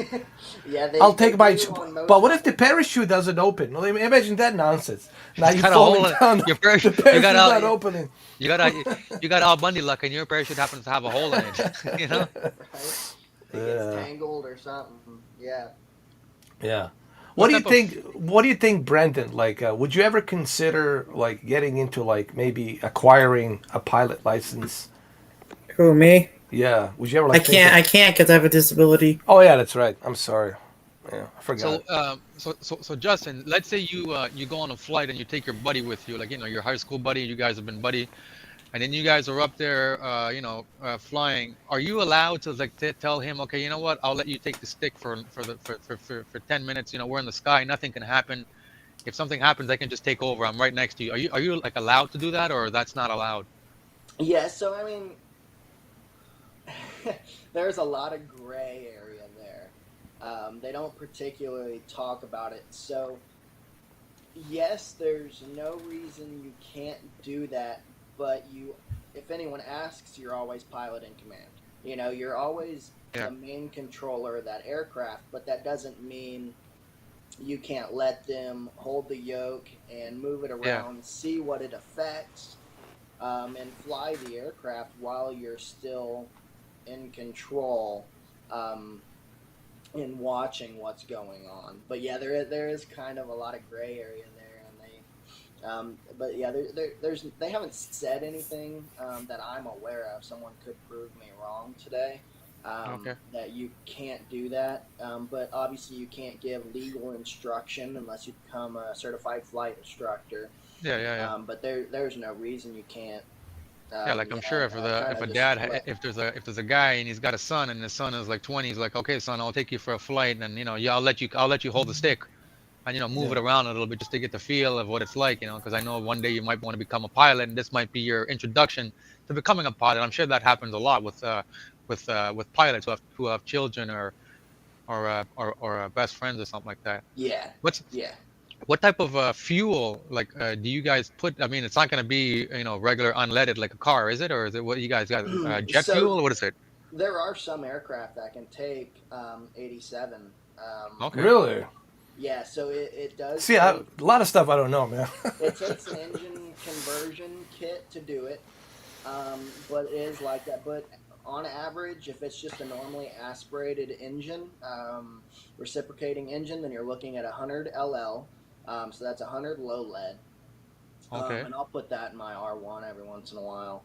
Um, and it just helps clean out the injectors. It's If I a little may jump higher. in, that's a good thing for the zombie apocalypse, right? The little tip, Right. Yeah. guys. There Yeah. you go. Just little tip. Go ahead, sorry. Well, you would Um, have to have the conversion, so. Yeah, that's true too. right. Yeah, and so it is doable. And then I mean, you won't have to pay as much for gas, which would be great. But then you have for your turbines, it's just Jet A, and that's pretty much a very very high octane diesel, Yeah. um, and that's what Jet A is. And then you have your 100 LL, which is strictly reciprocating engines, but again, it would work in a car, but you need that higher octane in the aircraft engines. It runs a little cooler. It's a little more explosive, and so it helps on the torque side of things in the engine, not as much as the RPM. But when you're trying to move a propeller, it's the torque that really Yeah. matters. That really makes me even more terrified now. I mean, when I fly, when you go on a commercial airplane, you fly to Vegas or here and there, you don't think about it because you got your headphones, you're watching a movie or whatever, but you don't realize you're sitting on this jettison fuel, this very explosive, flammable thing. You flying on this flammable rocket, missile rocket, if you will. Mm, I mean, you don't think about it, but now that you mention all of this to me, it just makes me even more terrified. yes, you would not believe the amount of things that go through my mind in a commercial flight that I just want to check and make sure they did before we take off. God, I mean, I'll it's just drive. I'll drive yeah, from here to Toronto, man. It's okay. I'll take about 3 days to come to you, Cameron. yeah, because It's they all have to good, like bro. pressure lock the doors and everything to make sure that oxygen's not seeping out, and that you're not at such a high altitude, or don't turn on the oxygen switch where oxygen's coming into the aircraft. That happened just a little bit ago, a commercial flight. The pilot somehow missed it in his checklist 3 times. Um, and didn't turn on the oxygen switch, and so everyone got hypoxia, including the pilots, and they all ended up crashing. Or it ended up flying way further than it was supposed to because it was on cruise control pretty much, and it just went and went until it ran out of fuel, and then they crashed. I wonder what are the odds somebody right now is flying to somewhere out there commercially and they're watching this podcast like, oh, great. Why did I click on this thing? Well, obviously, depending on your fuel capabilities, that's where that also determines where the plane is allowed to fly to, like from A to B, right? I mean, if I mean, only certain planes can fly certain distances, obviously, because of fuel consumption. So, Right. therefore, if you have a certain plane, you would have restrictions on where or the distance you can fly, I guess. Right. So for us, it's more of an altitude situation. So in our aircraft, they don't get pressure locked, and so unless we have oxygen masks, we Okay, yeah. can't go over 10,000 feet. Okay, There's yeah. a lot of other like specific rules between 10,000 and 12,500 feet, but y'all aren't gonna care probably about all those Yeah. specifics. But pretty much around 10,000 feet is when you need that oxygen. Yeah, yeah, And Yeah. yeah.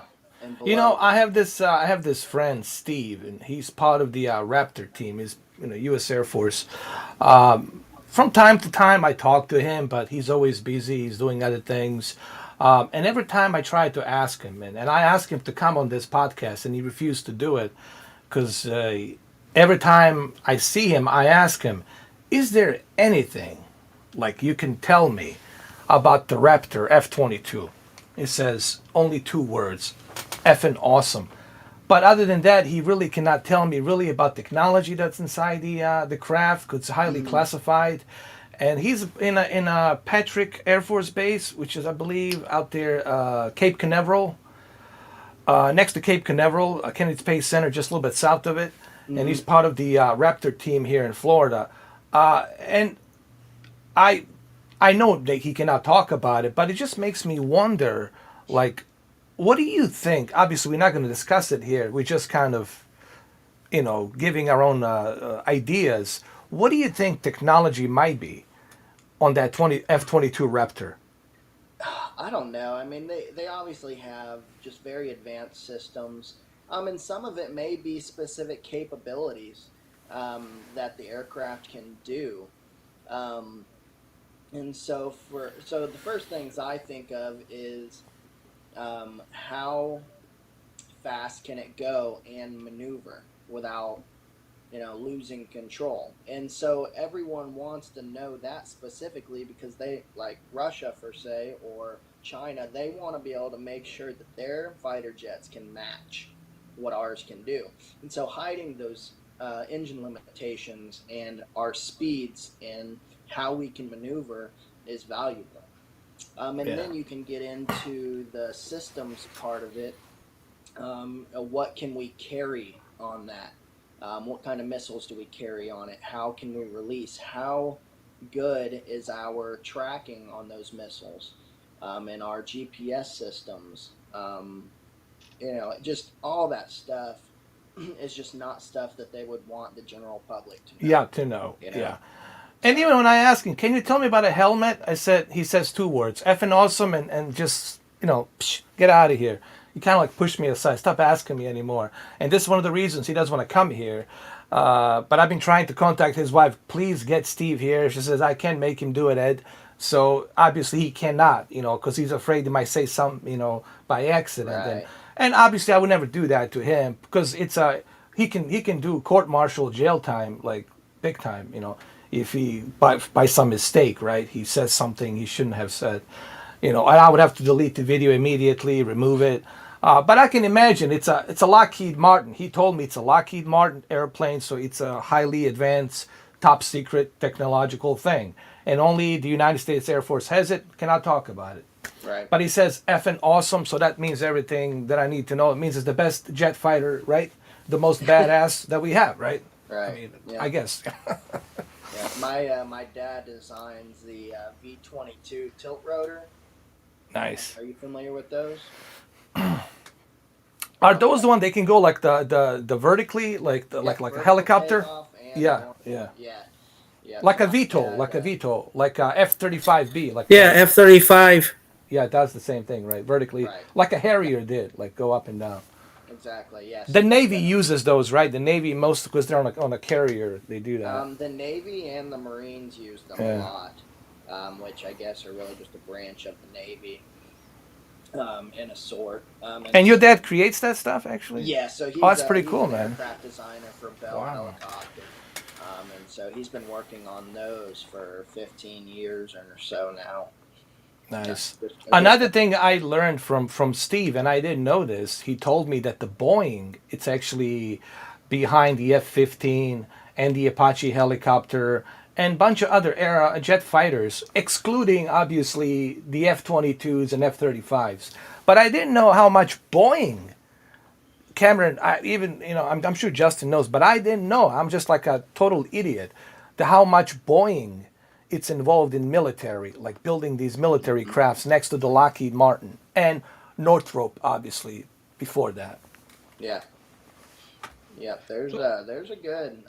There's Bell Helicopter, Lockheed, and Boeing, and those three are the primary suppliers of our aircraft in the military. Nice. Yeah, man. So, being a private pilot, and let's say you got your own plane, and I think you said earlier, most pilots, I mean, not everybody's going to be filthy rich, but you still got to have a good amount of money to have a plane. So let's say the entry level guy who gets his plane now, and he's got his first plane. I think you were saying a lot of pilots, they're buying older planes, I guess from the 80s and 90s, and maintaining them. But let's say now you're not filthy rich, but you got some decent money. You get your nice 1980 plane, and you're taking care of it. How does it go for mechanics now? Like, what do you do? Like, you got a source or like your mechanic. How do you find a mechanic? And I mean, all different types of mechanics, different prices. You don't want to go to the one that's a master mechanic for Boeing, because then you're going to be paying a ton for repairs. So how does one go about getting a mechanic for their airplane now? Typically, at least in the the pilot community that I have, you really hear it by ear. Someone tells you, hey, he did a great job, hey, he did a bad job, and he's over at this airport, so then you just fly your aircraft over there, or have them come to you, which is a little bit more expensive. But that's kind of how you do it. You can look it up and see what their ratings are, just like you can a normal, a car mechanic. Yeah. But yeah, typically I would just ask someone that's been flying for 15, 20 years. He's got a lot of experience, and just see who they would recommend. Yeah. Because I imagine it's a plane. Safety is of the utmost importance. You don't want to go hire Tom, Dick, and Harry off of Craigslist, who does backyard brake jobs on your car. You don't want to hire a mechanic like that, because you're thinking, okay, I want this, I still want to save money, but in the same time, this could be a life or death situation, whether this guy or girl does a great repair on the plane. You know what I mean? So I guess all of these things, all of these things would stress me out thinking about these things. Just being a pilot, because people just think it's just flying a plane, but when you have there's so much more things goes into being a pilot that you got to think about, because safety is of the utmost importance. all around, right? So Yeah. I'm yeah, we glad you gotta need asked that. that question, Cameron, because I don't know if we can talk about it. Maybe we can just kind of inject it a little bit, looking at the current crisis in Ukraine and Russia. And as everybody knows, that Ukrainian Air Force is familiar with the MiG-29s, and they've been, using the MiG-29s, and they have the spare parts to maintenance the MiG-29s. And I think if they have that ability to maintenance those MiG-29s, I think, in my opinion, sending those 28 or 38 MiG-29s to them would definitely help them with the air superiority. I know the MiG-29s are old, but they're still very capable fighters. Right. They're equal to, well, maybe kind of equal. Not, are they really equal to F-16 or? I would say they're a little slower and a little less maneuverable. Okay. Yeah. But quite frankly, I've never flown in either, so Yeah. I couldn't be exact with you. Yeah. But based on hearing about them and watching them, I would have to say that would be my opinion Yeah. on it. But then them having the Ukrainian Air Force having those spare parts to maintenance the MiG-29s, which are old Soviet 1980s era jet fighters. You've seen in Top Gun, right? You got Hmm. Tomcat, which is more superior, gunning down the MiG-29, obviously. But still, I think those MiGs would give a more of a balance, or let's say, give a Russian Air Force a little bit of a hard time. Yeah, oh yeah. I Yeah, mean, a little bit of a hard any time. any extra fighter jets that they could use would be definitely a benefit. Oh Um, yeah. and and I mean, it's a lot of times I don't know that pilots can even push the aircraft to their maximum capability. And so, quite frankly, it could be an even fight depending on how good the pilots are. Oh, another good question, and this is something that everyone's been asking me, and even me included. The Mach speed. What's the how many knots per speed is the Mach 1, Mach 2, and Mach 3? So, quite frankly, I have never used Mach, so I would have to look it up. That's like Oh, jet okay. speed, isn't it? Yeah, yeah, Yeah. yeah. But I am pretty sure Mach is in the 2 to 300 range. Okay. But again, this is all, just ballparking, because I have never used it, and they usually, I mean, they don't force you to memorize it much either, and so I mean, I could be way off, but from my understanding, it's like that. So once you get into Mach 2, you're in the 6 to 900 range. Believe me, I asked my friend Steve this, and he's always just giving me some half-assed answers. He's just messing with me. Because it's like, he says, "Why you want to know so much? Are you going to be an Air Force pilot?" I said, "No." I said, "All right, whatever." That's the kind of Actually, I relationship just I had with him. Right. He's annoyed with me. He says, I think he's pissed at me because like leave me alone. Why you want to know so much about these crafts and all that? But he's a cool guy. But I think he's just poking me and just kind of messing with me, because he could easily tell me all this stuff. But actually he I refu- just I just googled it and it said Mach 1 is 767 miles or Right. 1200 Ooh, or 1222 kilometers per hour. Okay, that's yeah, I just fast, looked man. it up too. So yeah, so I was a good 400 off. Yeah. So yeah, So it Mach is it 3, is you just quick. multiply that. That's like 2100 miles per hour if you're doing Mach Jesus 3 on that, Christ. right? Well, Jesus. so I was you're looking at these really old MiGs, and I Jesus, think Cameron. while I was God. thinking of that, and I think that's probably why I said 300, because I mean, obviously not all aircraft can go near that speed, oh yeah, yeah. and so Not all humans could take that speed. right, Yeah. and on these smaller MiGs that were retired, whatever, um, old fighter jets, they had 1/4 Mach, half Mach, and so on the speedometer. And so I looked at that, and I was like, oh, that's weird. And so I think back then, probably when I had that on the top of my head, I was probably thinking, oh, okay, 150, 300, 450, all the way to full Mach. So I think that probably ingrained something wrong in my head. Yeah, I like can imagine, like, at the Mach 3, like, I mean, at Mach 1, I would pass out. like Mach think about 3, it.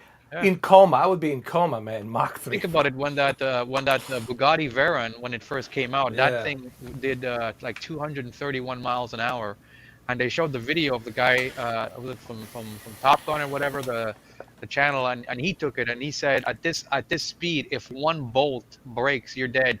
If they said he was saying that the tires on this thing is 20 grand just for the tires, and Yeah. if one thing goes wrong with the tires at this speed, you're dead. There's nothing anything that goes wrong, you're dead. And that's only 200, that's 231 miles an hour. Can you imagine 767 miles an hour, what it feels like? And he's like, at this speed, when he's looking out of the Bugatti at top speed, he's like, you can't see what's in front of you. All you're seeing is just things flashing by you instantly. Can you Yeah. imagine what it's like to be 767 miles an hour and staring Jesus. outside of the cockpit? You don't even know what you're seeing. You're probably hitting 20 birds instantly, and you don't even know what's happening. You know what I mean? You could be So like in Antarctica. Like, we're in Antarctica now. Okay, good. Imagine like that hypersonic speed, like what Russia has demonstrated, like you saw in the video. First, you hear the sound barrier first before it Mm, even hit. Before it even hit the target, you heard the sound barrier blast, and then right. you heard a second blast, which is the explosion.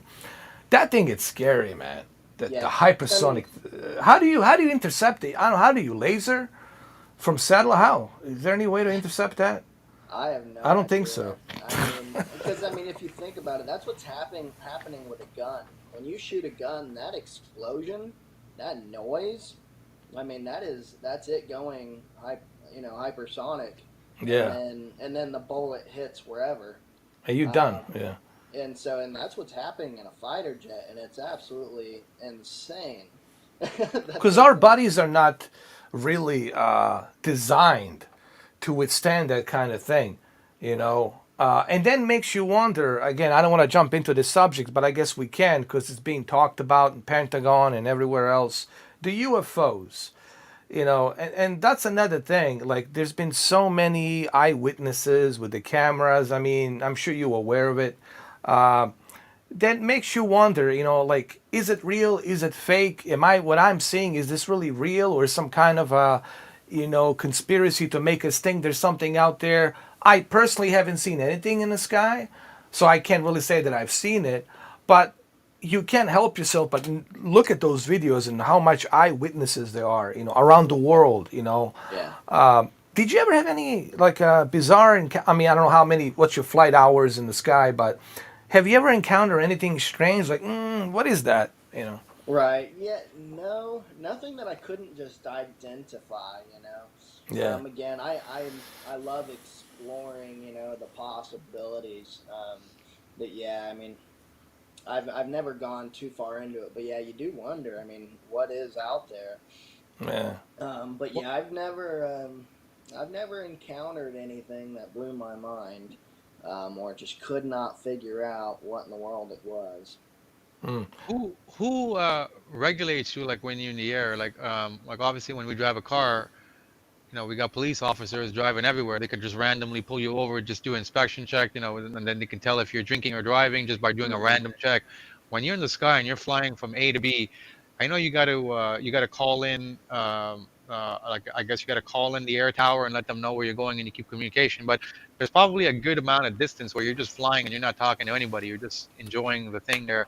Who Right. like I mean, there's no such thing as a like police in the sky flying, just because Thank God. obviously they're not gonna, like a car, they're not gonna randomly pull you over. Right. How do they patrol, like how do they keep, like make sure like people are doing things in accordance?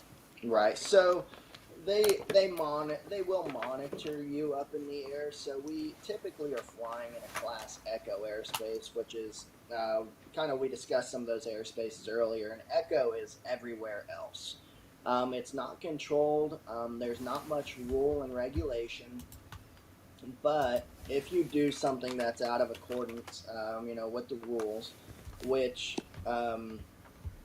if you were to say, like, just for instance, say I were to go ahead and drop a shoe out of my aircraft, and it landed on someone's property and they wanted to sue and figure out who it was, then they would look back and look on their Mr. computers. 4K, I dropped it. Yeah. Yeah, and they And would see that your flight pattern was over that person's Yeah. house or whatever property. Right. Go So ahead. they Sorry go about that. back, look at your tail number, look where you landed, and then track either where you are or where you live and send you a bill. And so there isn't anything, yeah, per se. No one following you around, no sky police. But we have, the FAA, which will find you on the ground Now, at the there end of is the day. something that Steve told me. I don't know if this only concerns this is the only thing he told me, the United States Air Force, or if it concerns everybody on this airspace, which is the West Coast, East Coast, which is the United States of America airspace, called the NORAD. Are you familiar with the NORAD, which is the North American Aerospace Defense Command, NORAD? And basically, what it does is provides a strategical roadmap of the United States and Canada, actually, to provide the safety of that airspace. But is that just only to see if there's an unidentified plane that's not supposed to be there, or that's what I'm understanding? What Steve told me, That's probably what it is. Any yeah. international flights that are not, you know, um, full of civilians, coming to, just land in America, whatever. Yeah, I've never heard of it personally, but what you're explaining, we kind of have a tail number in America, and it starts with N. Um, November 9840 whiskey, or November 301 Golf whiskey, and so that November is stating that that aircraft is from America. It's an American registered aircraft. Anyone without that November at the beginning of the call sign would be from a different country, and so different Oh. numbers would state different countries. But obviously there's a more sophisticated, online form of figuring out whether they're international or national. But I'm assuming that's a military thing, that they would monitor, because I've never heard of it. So the only police that we have on the air sky for the commercial is the ATC towers around the states, right?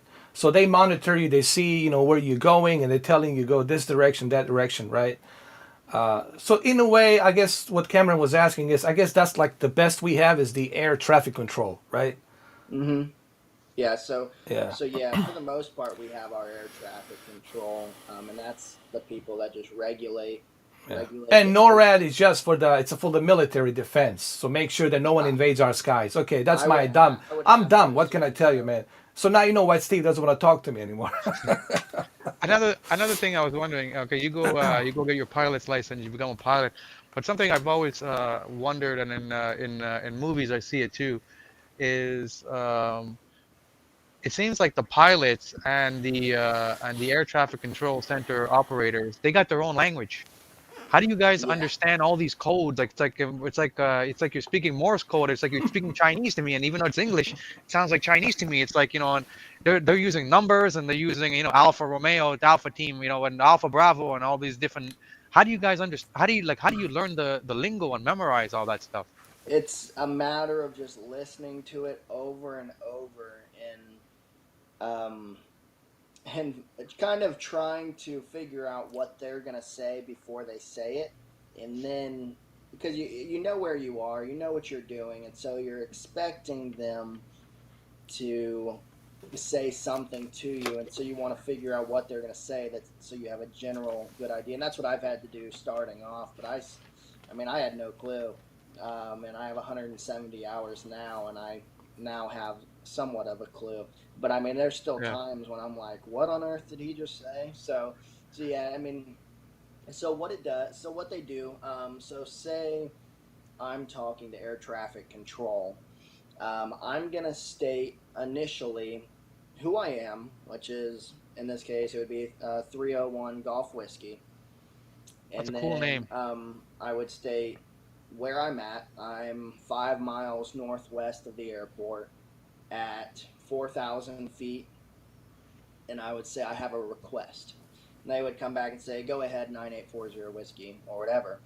And I would say, I would like to come in and do a RNAV approach for runway 05. And they would say, 9840 whiskey, go this direction to intercept that course. And then I would say, and I would repeat their instructions to make sure that the communication was clear, Yeah. and that I'm doing exactly what they say. And so then I would repeat, go 360 degrees and follow that heading, go ahead and descend 1,500 feet or 1,500. And then as I get closer, they'll continue to guide me to get on that course. And then they'll ask, full stop or touch and go. What are your intentions? So Okay, yeah, that's there's pretty a cool. lot of Yeah. numbers, just different names, just stuff. I mean, you So would how did just you have get your no. name? How did you get that Gulf whiskey name? That's a cool name. How did you just make it up, or is it your specific plane? So yeah, that's the aircraft. That's the aircraft's tail number. Okay. And so usually when you register an aircraft or get it inspected, just like you would a car, it's kind of like its license plate, Yeah. but it's permanent. Once that aircraft gets that tail number, it stays with that aircraft until it's retired. And it's going to Okay. be, of course, N, November in front of it, next to that. Yeah, Right. At I least got you. for the USA For aircraft. USA. You see, we're learning a lot of stuff. Like, I also learned from him about the Bravo. Bravo, it's when the airport is very busy.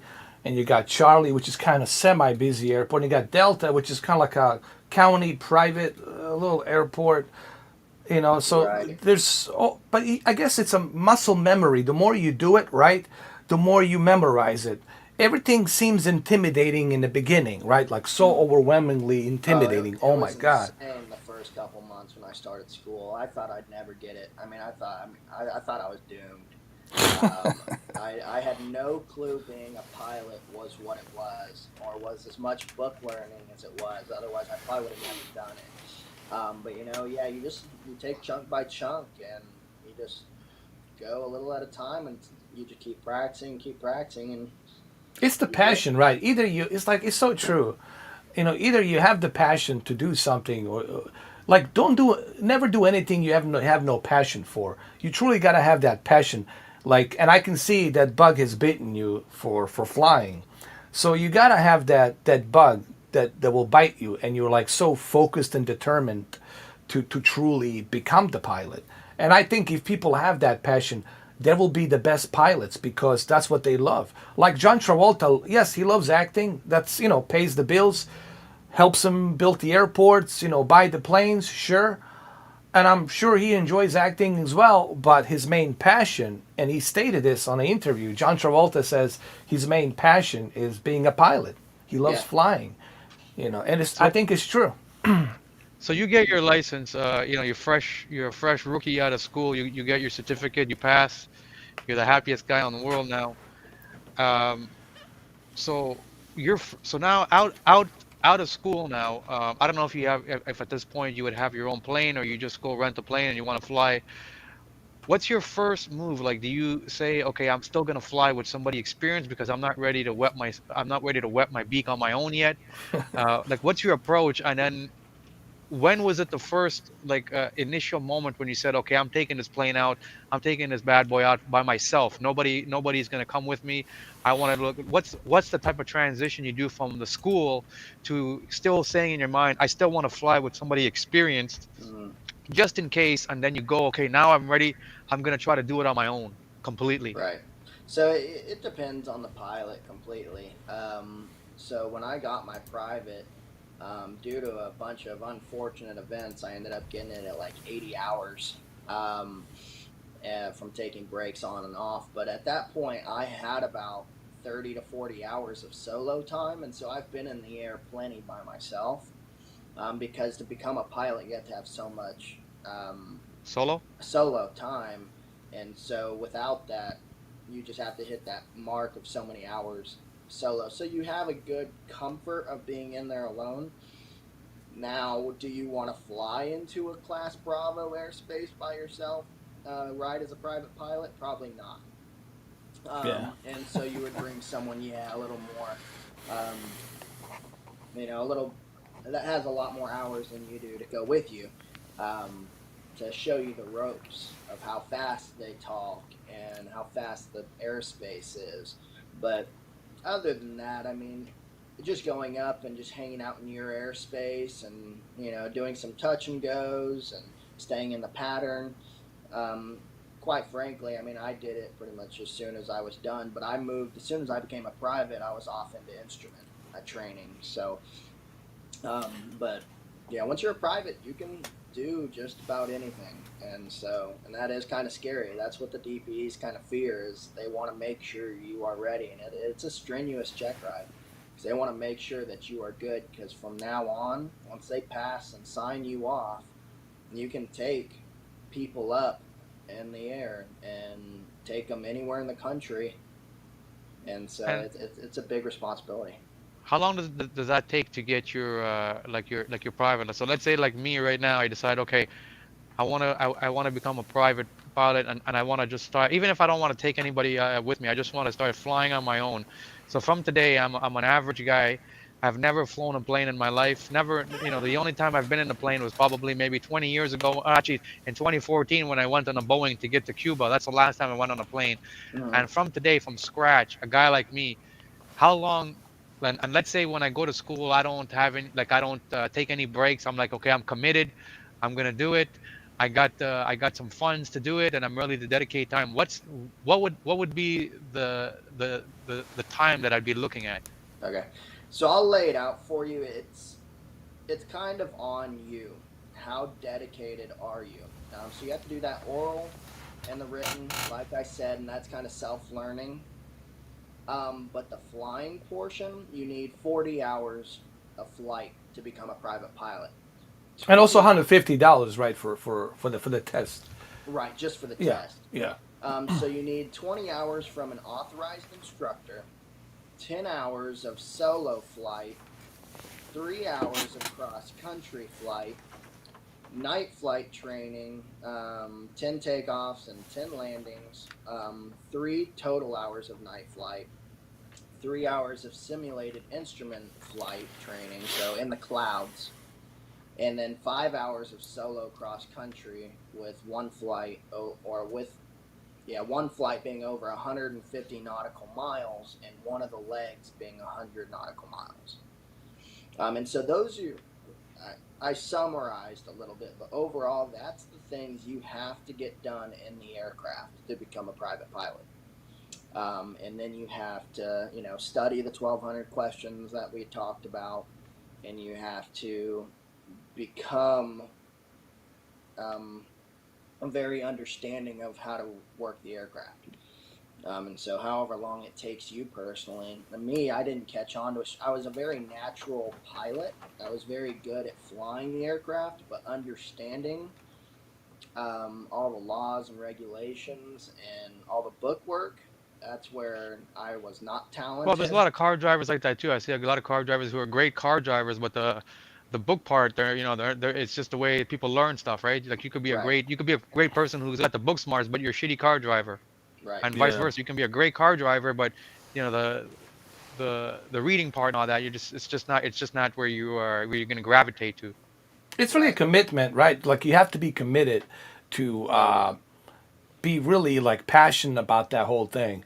Like how passionate are you do you love, like if you love flying, then no one's gonna stop you. No one's gonna, nothing will stop you. You're gonna borrow money. You're gonna do whatever needs to be done. You're gonna break all the walls because that's your passion, right? Right. Right. Or if there's Yep. like that one specific,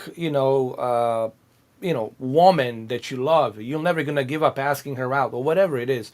If you have a passion for something, right, you're gonna go after it. And this is what a lot of these pilots tell me. Some of them, like a mover. Mover's a one good example. He has like about 100,000, like 500,000 subscribers. He's from Louisiana. His name is Mover, code name Mover. He was ex Air Force pilot of the F-18 Hornets, and he says the same thing. He was turned down so many times when he went to the academy. And you know what his motto was? His motto was, let them tell you no. He said, I love when someone tells me you can't do this. Hmm. That encourages him, okay, I'll prove you wrong. So let them tell you no. And I think that's his motto. Why? Because you want to prove them, hey, I can do this and I will do this.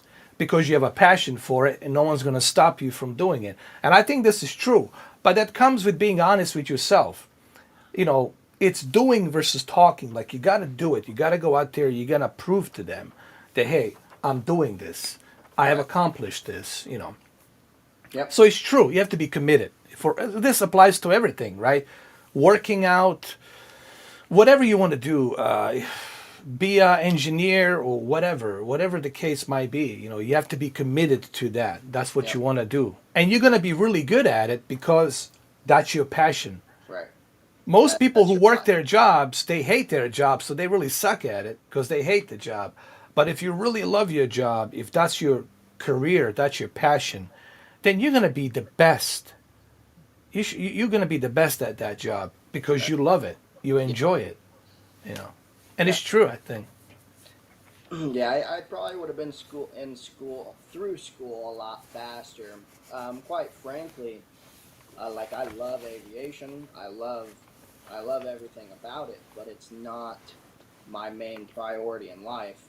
So something I don't know if Brandon has told you or not, but my goal in life is I run an anti-human trafficking organization, and so I spend my time rescuing girls from human traffickers. And so Oh, I being a didn't know that. pilot is just an extra piece, an extra tool on my belt. And so, as much as I love it, my passion is doing that. And so, it's kind of delayed my schooling a little bit.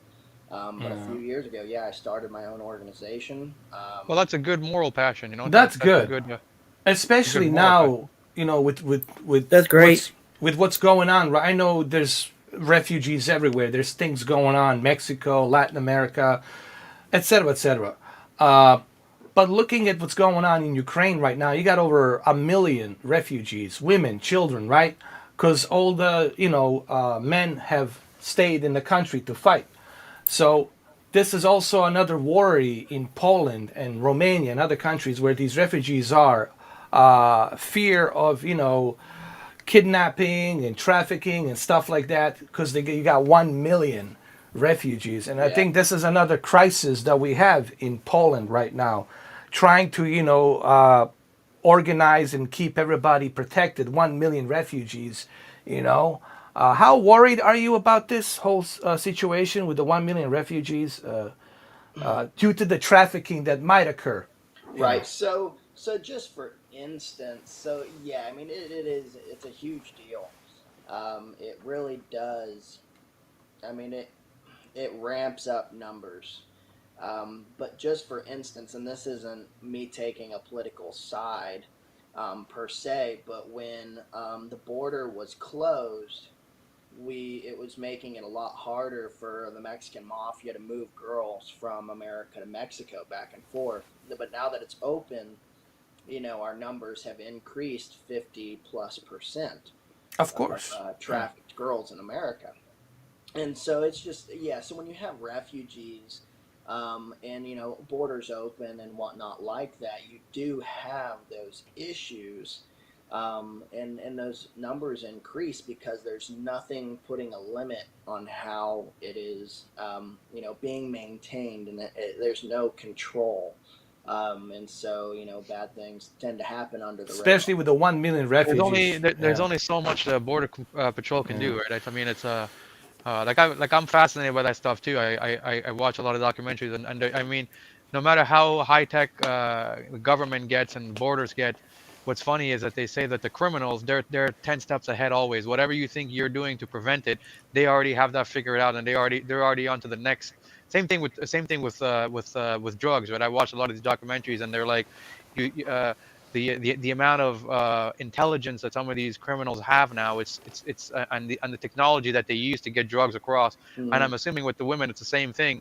Yeah, It's incredible, and it's impossible to be able to detect every single shipment, every single. They say they. I think I've seen the government say for every drug bust that we catch, 50 others get past us that we yeah. cannot detect, right? Something like that, Yeah, right? So it's like a third or a fourth of all yeah. drugs collected is only, yeah, is Yeah. only like ever detected. And so that's, yeah, three Especially like in fourths of Arizona, the New way. Mexico, like Texas, even in California, obviously.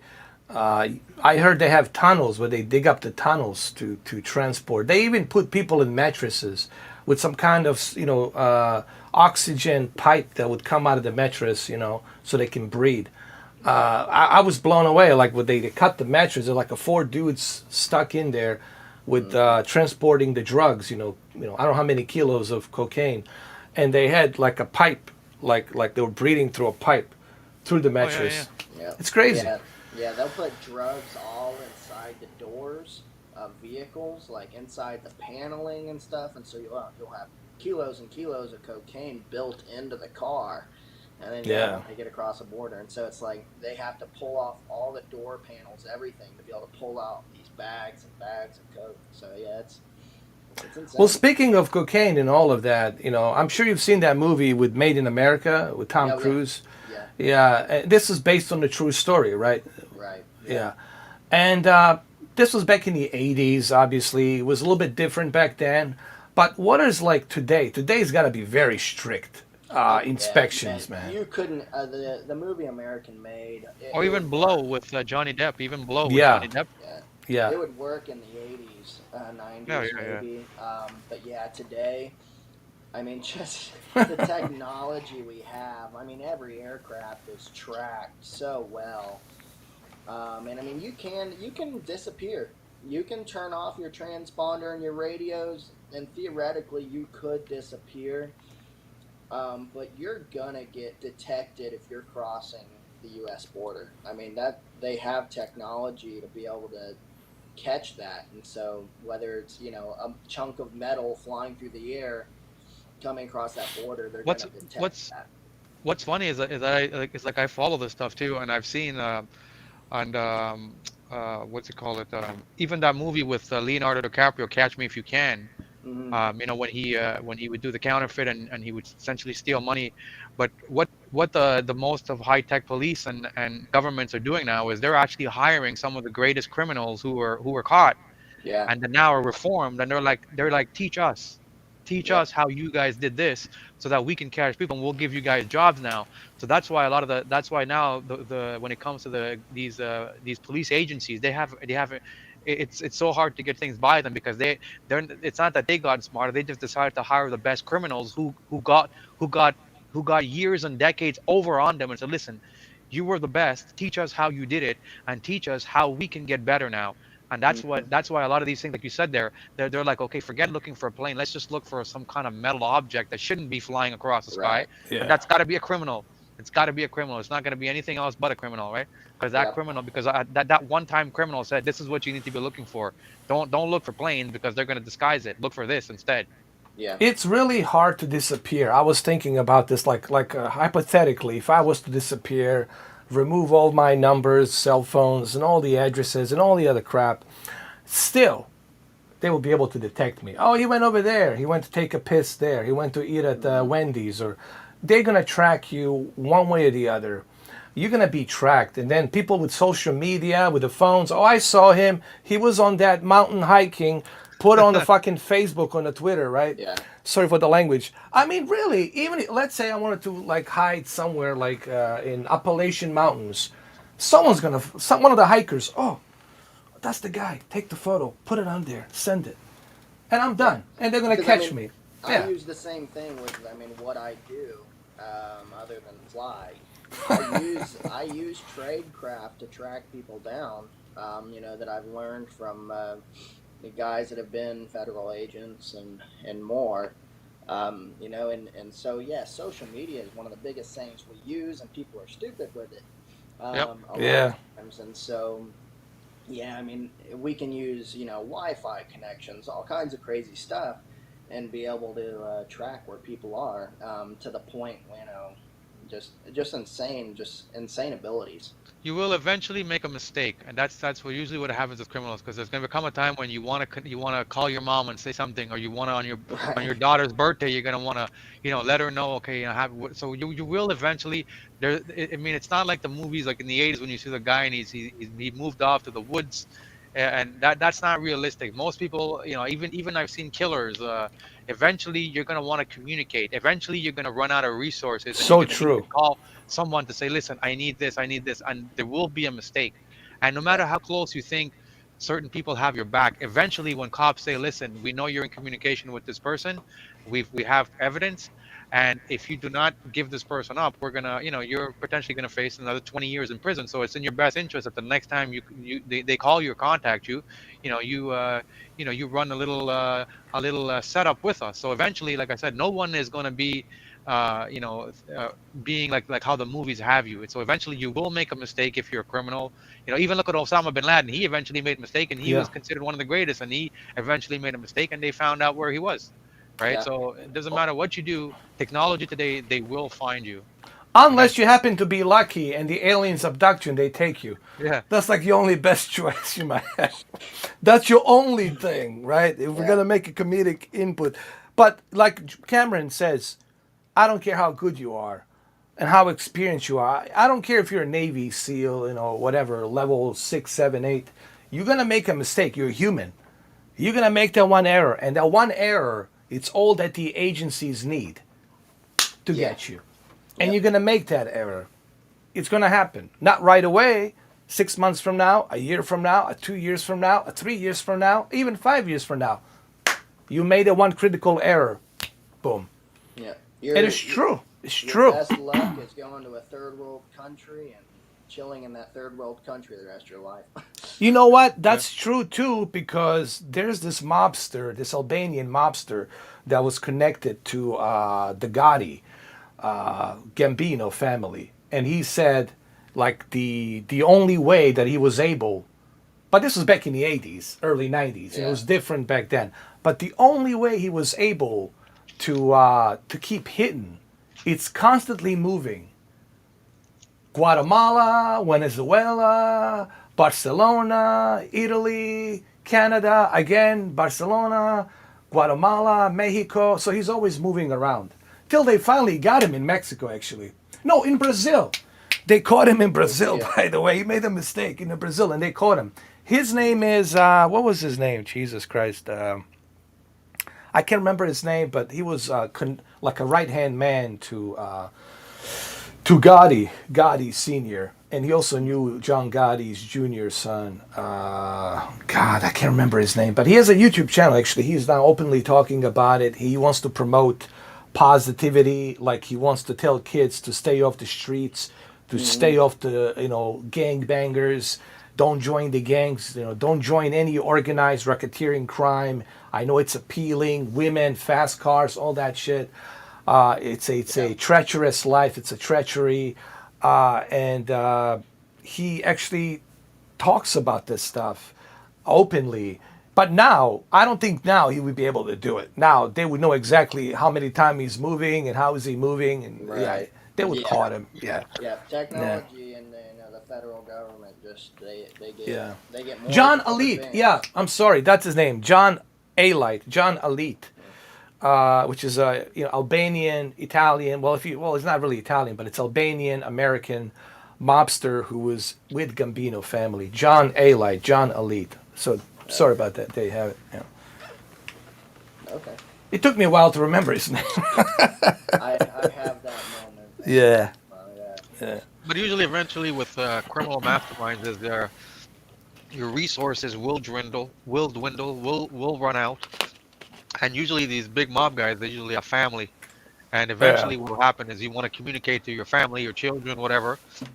May not be right away, but eventually you will want to communicate with them. And trust me, the police, those are usually the first people that they have under surveillance are your family members, your closest family members, your girlfriend. Hmm. They even have your side chick, under surveillance. And eventually it's human nature. You will make contact, right? There's nobody that's going to have millions and say, I'm never going to communicate for the rest of my life. I'm just going to sit at home and just do nothing. That's not going to happen, right? So Yeah. So I, true. I, I look at Bin Laden. He was in a fucking cave. Sorry, my language. He was in a cave and he still got caught, right? Yeah. So eventually, realistically, some point down the line, and that's going to be when you least expect it, when you're comfortable, when you think you've got away with the crime, you're going to walk into some variety store, some store in the middle of the top of a mountain that nobody's ever heard of, and then for some reason, like you said, like Ed said, somebody might be in there taking a picture with their kid, and you just happen to be in the Yeah, background, and you didn't even yeah. notice it, and they post that picture, and the cops, and then somebody notices, the cops are like, "Hey, man, isn't that the guy we were looking for?" Because Yeah. and that's usually how it happens, Well, think So about how they got Osama bin Laden. What the Navy SEAL says, and the intelligence, the naval intelligence says, they and the NSA even said, is he needed to get in touch with his family in Pakistan. So guess what he did? He moved to Pakistan, and they were monitoring him there, and they finally made a decision to get him. So even him, after so many years, even Osama bin Laden, he wanted to yeah, be in touch with his family, right? The Yep. yearning for your family, and right, not being able to see your family, that's gonna kill you, man. That's gonna tear you apart. That's a human nature. Yeah. So you're gonna make that mistake, and you're gonna want to go. And this is how they get caught. Honestly, it's just that human nature. This is so true. A good point, Cameron. It's true. Hmm. You know. Yep. eventually too, the people around you who you think are protecting you, eventually Yeah. they might turn on you when the financially it's better for them to turn on you than to keep protecting you because like I said, as your resources dwindle, right? You're the people who are protecting you be like, nah, I'll make more money if I turn them in. Yeah. If I leak something to the FBI, the reward that they're going to give me is it's greater than what this guy's paying me, because this guy is not paying me what he was paying me 5 years ago. That's the problem when you're a criminal, right? Is and it's trust, and there's only so long you can really live like that. The movies like to glamorize it, but in reality, human Yeah. nature is it doesn't work like that. It's not gonna Yeah, well, it's not Hollywood gonna is it's not just gonna like work like that.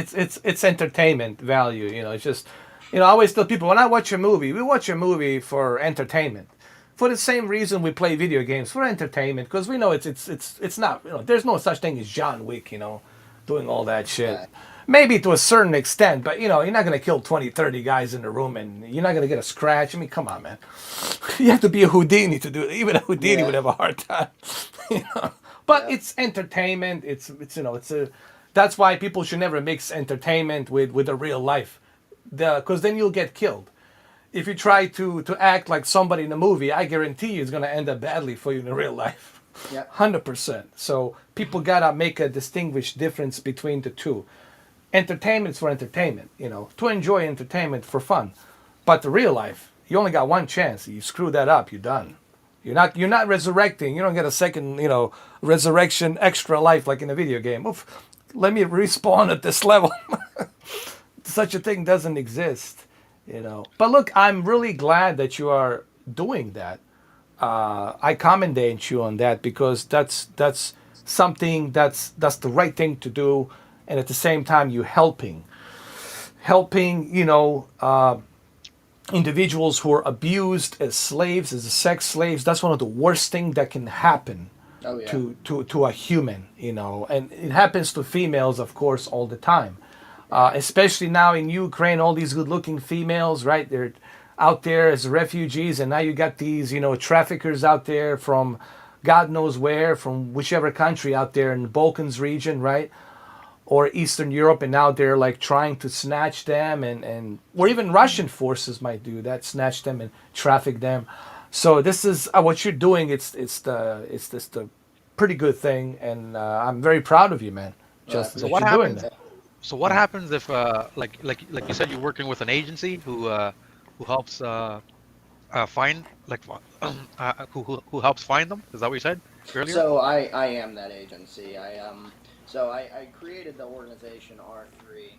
I actually have a R3, copy. we'll put it on the website if you want. Oh, there it is. Yeah. Okay. R3, Yeah, sure. but so I created this organization with the passion of using aviation to be able to transport special ops teams to be able to extract Oh, that's victims, amazing. relocate them to safe houses, medical facilities, and then I realized that there was not enough extraction teams, and so this organization now um, helps get those people together to be able to do the extractions as well. So. So let's say uh, you land on a big bust and you save some females who are being trafficked. what happens to these females now? Are they relocated back to the countries of origin, or do you guys take them in America? Because I'm in Canada, so it's different. So I'm just wondering. So let's say you find, like Ed was saying, some girls from the Ukraine who were being shipped to America, whatever, and you happen to discover them, and you guys rescued them. What do you what's the procedure now? What happens to these girls? Do you guys take them in America and keep them there, or do you guys send them back to their country of origin? Like, how does that work? So it really depends how the government wants to handle it. When it comes to refugees, it gets really complicated, and so in certain circumstances, we could possibly get them their citizenship and go in and start them in a rehabilitation program here in America. That's the goal. Especially with what's going on in Ukraine, we wouldn't send them back into a war zone. Yeah. And so, and it would take funds to do that. So it would be better to just make them U.S. citizens and get Yeah. them to help here. But for us, when we do extractions and operations out of country, we're pretty much only getting American kids, Okay. because those American kids we can bring back, because we Yeah. can't bring back a Mexican resident, or whatever else. They'd have to stay in that country. And now if there was a rehabilitation center that was built in that country that could help them, someone just had to rescue them, then we would help with that. But we can't rescue them and then say, well, now you're on your own, have fun. Yeah. So there's so many limitations, and rules that we have to follow. And and so we kind of do the best we can, under the regulations of our government. um, but that's kind of how we'd handle. Does it work both like federal and state, or is just the federal? Mainly focused on um, federal. there is some state to it, but it typically, and I mean even county, Oh, counties would really? handle things differently, but not really much at the refugee level. um, that is all usually Federal. up to the federal level. Yeah, I see. Typically the states carry the same rules. um, I guess I meant more down to the counties on rules of operations for us. We have to follow a lot of different stuff. Let me ask you this. I know that they have the rehabilitation road to citizenship. Mm. Can I or anyone else be a sponsor to sponsor them, to help them? So yeah, so you could find rehabilitation centers to sponsor. You could sponsor like an organization like us. Mm-hmm. And so typically, like, we know multiple organizations that have the rehabilitation centers. And so you could always contact us and send us an email and say, hey, I'd like this funding to go specifically to this house or to these people, or specifically to us, or, and whatnot. So we can make those connections. But Well, that's pretty cool. See, I'm so So glad that this do you, do you, exists. Yeah. do Go you ahead, find Cameron. that the yes, sorry, do you find that the government is helping? Because I imagine what you're doing, it requires a lot of funds to be able to, fly people overseas, and I guess you guys have to do stakeouts, because to find these just to find where this is happening is expensive in itself, because you got to oh have yeah, resources to be able yes, to, stakeouts to 100% verify that this is being used for trafficking, that there is going to be a shipment of girls coming in a container, or whatnot. So does like I'm assuming that you're American, right? yes. So does the American government specifically help your organization, or are you just reliant on citizens helping you guys? Like, how does that part Right. work? So I don't get any government grants to do what I do. It is just based off citizens that I have talked to, and I've spoke at like multiple churches and stuff, and I've Yeah, gotten sponsorship, and so that's all I base out of. Private sector. yeah. Right. And so I'm not, I wouldn't necessarily deny all government grants, but when you get a government grant, they then control what you Okay. do sometimes, with the money that they gave you. And I don't play that. Yeah. It is my organization. I'm gonna run it how Well, I that's want good, man. and up to my moral standard.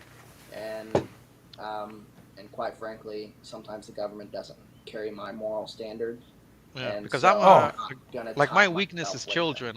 Like my weakness is children, and if I hear somebody is doing something to save children from being trafficked, and let's say I was the president or prime minister of Canada, I would say, shit, give them everything they want. We're spending so much bullshit money on military and war, just for having specifications of the newest, latest tanks. I would Yeah, give this, if this organization has a bunch of John J. Rambos and a bunch of John Wicks, but they're saving so many Canadian, American, and children's lives, and they have a proven track record. I'd say, you know what, give them anything they want. Let yeah. them do it their way. Whatever they're doing, if they can save, children's lives, I would say, fuck, give them the money. Forget spending the money on bullshit. That's how I would see it if I was president or prime minister. You know what I mean? Yeah, yeah, yeah. it's and there's this this kid.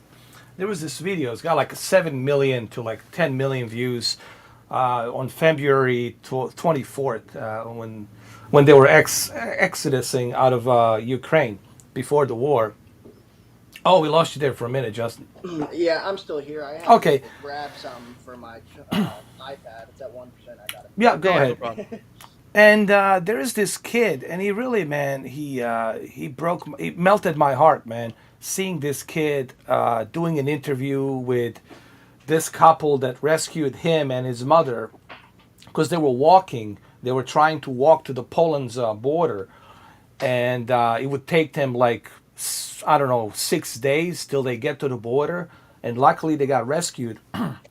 So this kid was crying, and he was telling this couple of that rescued them in the van. He was telling them, what happened to him and his father, and how much he loves his father, and his father stayed there to fight. And this kid, when I saw him have those tears come down his eyes, and it really just like, man, it made me want to do something. Like made me want to like, can I get on the plane? Just let me go there and find him. But my question to you is, and I even know the name of this kid. His name is Mark Goncharuk, and he's with his mom in Poland somewhere. But I tried to get in touch. I tried to, find out. And there's so many Goncharuks out there with also similar name, first name and last name, and it's 1 million refugees. And currently, like, it's such a chaos trying to like get any information on these refugees because it's still kind of unorganized. And I want to ask you, like, how do you guys like? Is there any way like to find out like what's the best procedure if you want to find out specific person like this kid Mark Goncharuk and his mom, who I believe they're still in Poland if they haven't been, somebody hasn't maybe given them the sponsorship to go somewhere else. What are there like good ways to track one person or one family? So it gets complicated, but to be able to track them, there has to be some source of GPS. And so it's usually ran off cell phones, laptops, and whatnot. There's ways to cover it up if you want. I don't know if you're familiar with like the material Faraday, but you can put that around a device and it covers Oh, all I see. cellular attachment. And so typically nowadays, to be able to find someone, it either has to go through eyes and ears, or through some sort of GPS, which we now have access to. And so to be able to track them, you have to be able to have one of those sources. Yeah. Whether you are having a stakeout on that amount of people, or you have some way to tap into something that they have. And another issue that I came across, I believe me, I tried to do some research and to contact, but they told me there's so many Goncharuks with that last name that it's really hard for them to pinpoint which one exactly it is. Because it's a very common name in Ukraine, and but that's good to know that the cell phones or iPad or any kind of device might be able to pinpoint their current location. if they still have that device, if it's still turned on. What you're Right. trying to say, I see. Yeah. Yeah. Yeah, we need to It's emphasize that there's 1 million, I think even more, of refugees in Poland. 2.3 million. 2.3 million. Uh, and I just want people to kind of wrap their head around that. 2.3 million. This is like World War II. Like I don't think we ever had this many refugees since World War II. I think, right? I think so. Yeah. This is like Something since like World War II. Yeah. It's crazy, man. Yeah. But I'm so glad that you're doing this because we Absolutely. know. I think I'm sure some more companies like yours who are out there trying to do this. Oh yeah, absolutely. Yeah, even Sean There's Penn has his. When he was there and he tried to, regardless how I feel about him, his political views, I commendate him for doing the right thing. right. Even though I don't, jive with his political views, but I think on this situation we all got to work together because this is a humanitarian crisis. So we got to put our political heads aside and just kind of focus on what's important. And that's another thing, to be mentioned. You know.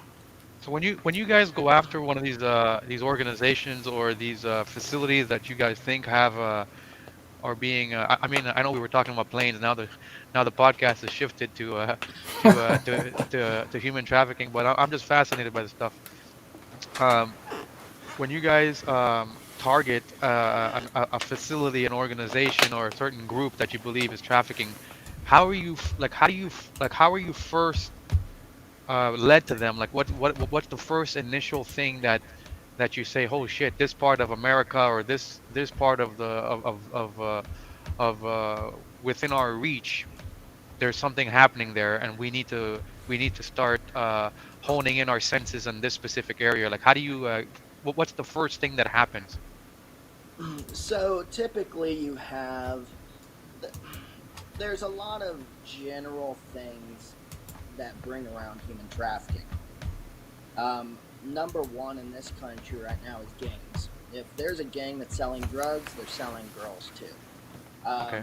And so that's a big one. If you can find a gang, then you can find human trafficking. There's a lot of like dirty massage parlors that are selling girls. You're there, and so you start there. You can go to a parlor and stake out there and watch.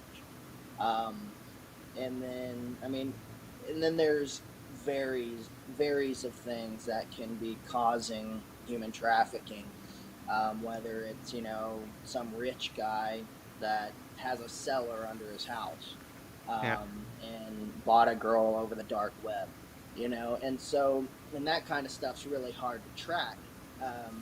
And honestly, with my abilities, I'm not there yet. Hopefully I will be in the next year or so. But this is where, So sorry to cut you off, but this is where one of my friend of mine who's a deputy always tells me the one very important thing. If you see something, say something. Like Right. if you notice something, have the courage, say something. You can be anonymous. You can call not 911, but you can call actually the non-emergency and have them, infiltrate the area so that way so nobody knows that the cavalry's coming. There's many different ways you can help save a life. Yeah, So there's yeah, that too. Yeah, sorry to cut you off, but yeah, go ahead. yeah. No, you're good. If you can get a bug in our ear that a girl has disappeared, or the law enforcement isn't doing anything, isn't getting it done.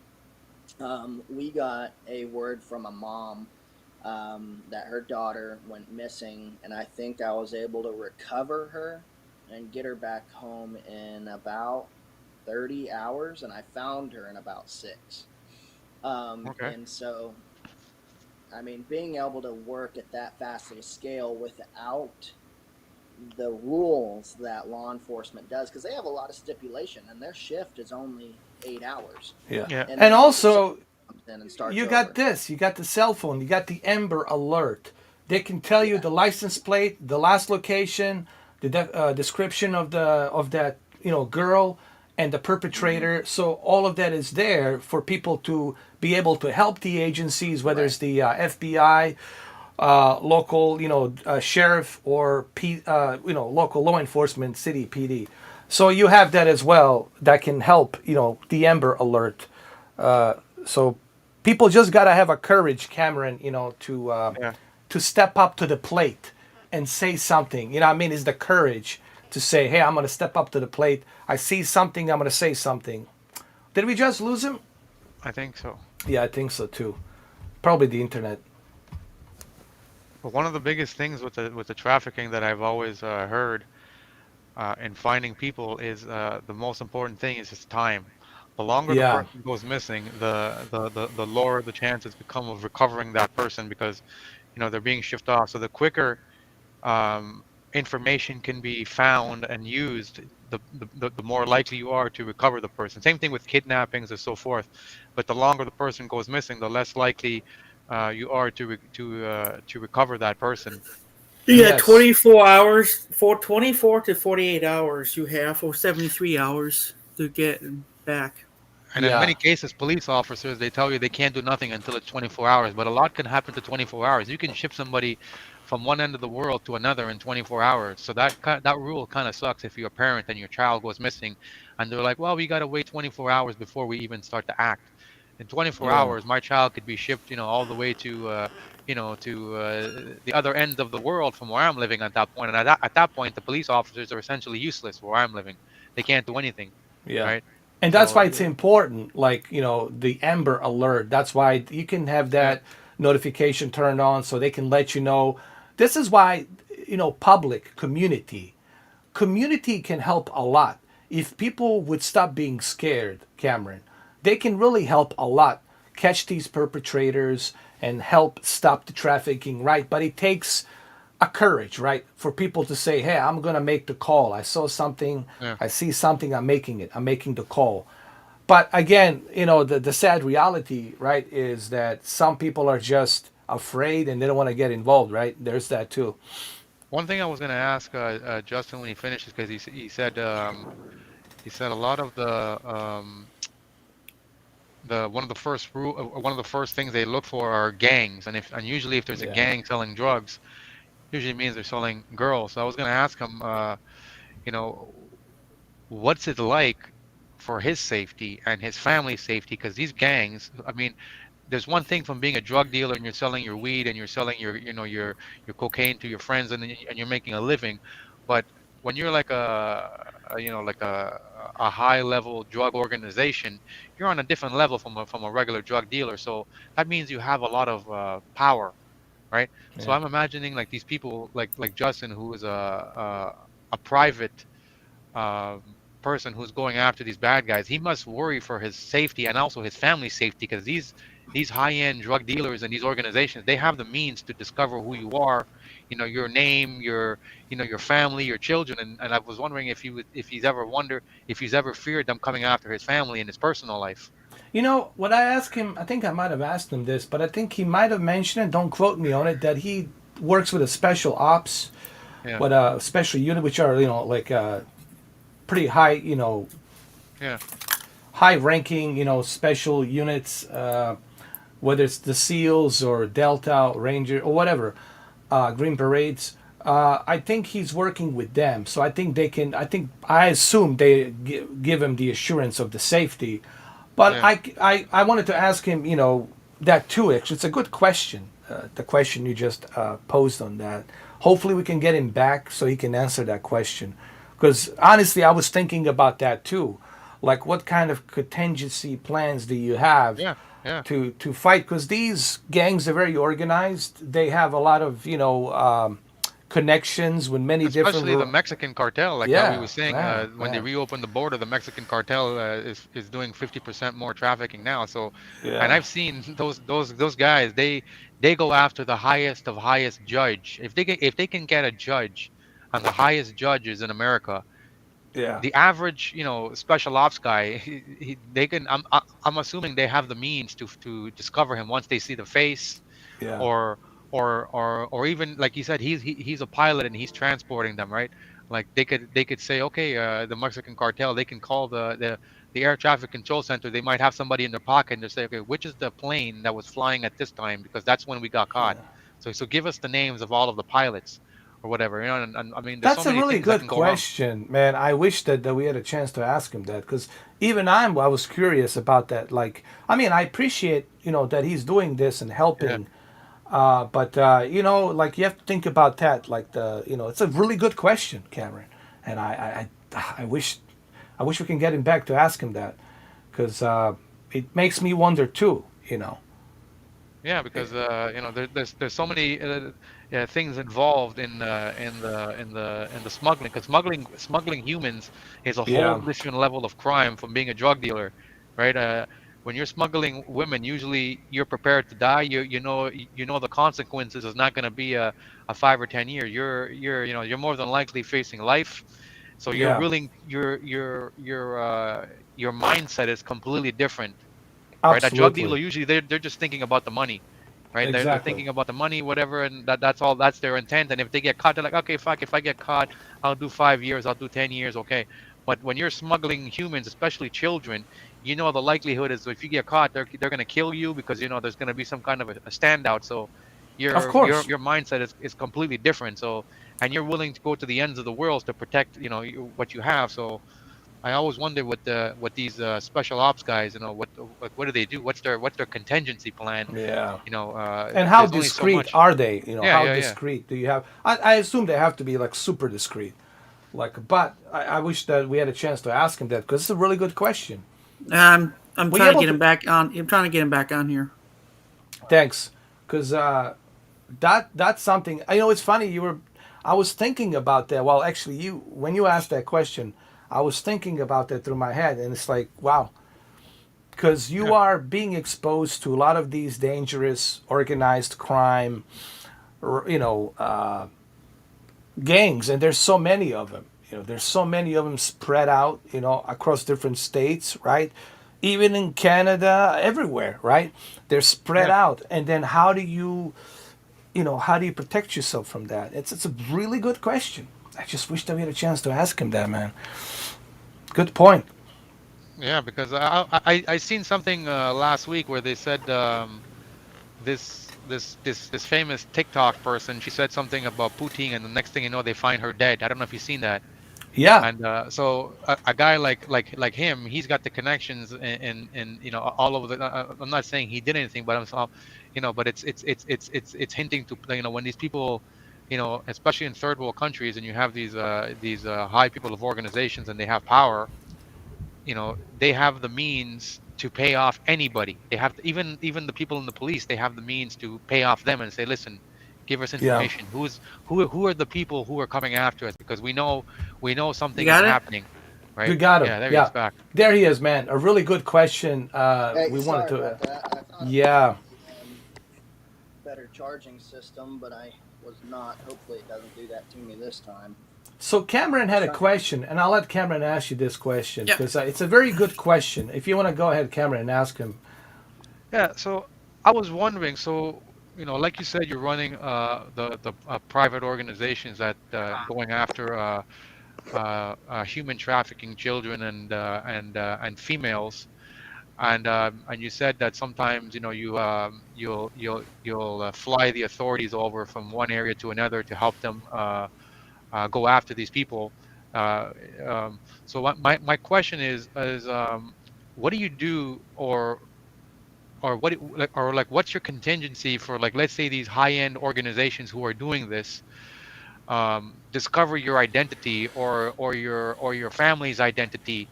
Like, do you ever fear that they would come after your identity, your family's identity? Or, like, because I know, like, you could be flying the plane and you're transporting government agents to an area, and you're saying, okay, we know this is a high risk area, we're going to go bust them. And now these organizations, and I've seen documentaries where they say, like, Mexican cartel, they own everybody, they can pay off anybody.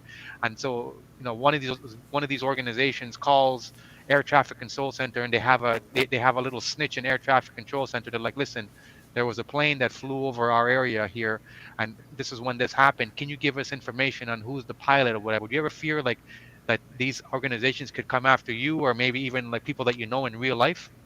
Yeah, I mean that's a daily fear of mine, that's kind of the risk with the job, sadly, and so we do the best we can. I try to keep as secure um, of a profile as possible, and I'm continually working on it. But like we said with criminals, I'm not any better. If federal agencies can do it, so can higher up mafia. You Yeah, know, yeah, yeah. and so I do the best I can, but quite frankly, there is nothing that's stopping them from being able to truly figure out who I am if they try hard. Exactly. Yeah. And so it is a fear of mine for sure. And so really all you can do is do the best you can and try to make as few mistakes as possible.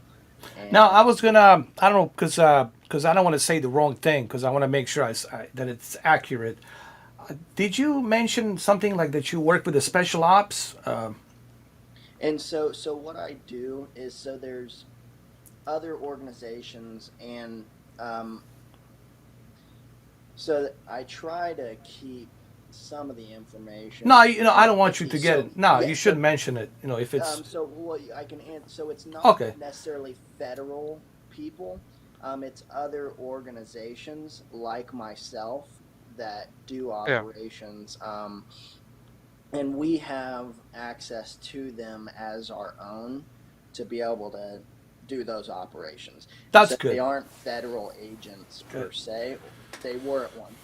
They were at one time, or And this is like a um, passion that they want to do now, where they want to, they Now just they're want to help out. private sector with the Yeah. experience. Yeah, right, exactly, with a lot of experience. I got exactly. you. Similar to the movie Taken, where Liam Neeson has his own company that tries to get kidnapped or protect the people, right? So kind of similar. He gets all these ex-military guys working for his private company with different knowledges of different you know experiences in trying to rescue somebody, protect somebody, profile somebody, find somebody. So, but that's good that you have that kind of help. Yeah, yeah, That's absolutely. good, man. That's reassuring. You know, but man, hey, man, God bless you. Yeah, May thank angels you. look over your shoulders because you're doing really good work, man. You're doing almost like a God's work, if you will, Yeah, because you that's are doing the God's that's. work, man. I consider myself, a missionary. And, I don't make Yeah, much money. I don't work much. yeah. I'm getting myself through pilot school and everything, for the purpose of doing this the rest of my life. And so this is my full blown passion to do this. And so at the end of the day, I'm not really pulling in any money. It's everything that I have, is going toward, Well, it'll pay you back bringing in girls home. it'll pay you back in good karma down the line. Yeah. Yeah. And this is So, really an inspiration, man, to a lot of people. You're going to be an inspiration for a lot of people who watch this because, sometimes people, even me, complain about the little things, some stupid things. And then I look at you and what you are doing and I say, well, this is somebody to look up to, someone who's actually, you know, going out there, helping people, doing the right thing. And that's very important, I think, in life. Yes, we all want to accomplish certain things, certain goals in our lives, Hmm. but also at the same time, you want to do the right thing for up here. You know what I mean? Yeah. To feel right up here. And I think sometimes that's the greatest lottery ticket to feel good up here, that you did the right thing, that you're doing the right thing. Instead of just people being too obsessed with how many hits they have on TikTok and how many fast cars and how big is their house, how many Right. acres, and all that crap. Look at my boat I'm holding, look how big it is. So it's good to see that there's guys like you, individuals like you, who actually go out there and do these things, man. You guys are true heroes, really. Me, have I'm you just I'm a joke, man. In contrast, I'm a joker. I'm an entertainer. What I am, make people laugh, and that's it. But I admire what you do, man. I really do. Well, True. we I'm sure appreciate this. all of us here feel the same way. I can only like imagine like have you ever been able to reunite a child or a person with their family who have like given up hope on ever recovering with like recovering them. Like maybe the child has been missing for so many years that the parent now has essentially like lost hope, and then out of the blue, you guys or your organization have recovered the child and figured out, okay, their parents lives in Kansas or whatever, and you reunite that child or that girl with their family. Have you had, because I think that would be the ultimate like morally gratifying aspect Right. of your job, right? Yeah, it really is. I've had similar instances. I've brought, girls back to their families and stuff. Not so much over, years of time. People have other organizations that I've partnered with have. I have not had that yet, but yeah, I mean, so this last year, in the midst of, pilot school and getting my bachelor's degree, we were able to bring home, and this is the first year of operation that my organization's been fully going. 2021 was the full year that we've had, and we were able to bring home, 38 girls. Um, and so, and yeah, when you get to bring a kid home or a girl home, that is the ultimate payment.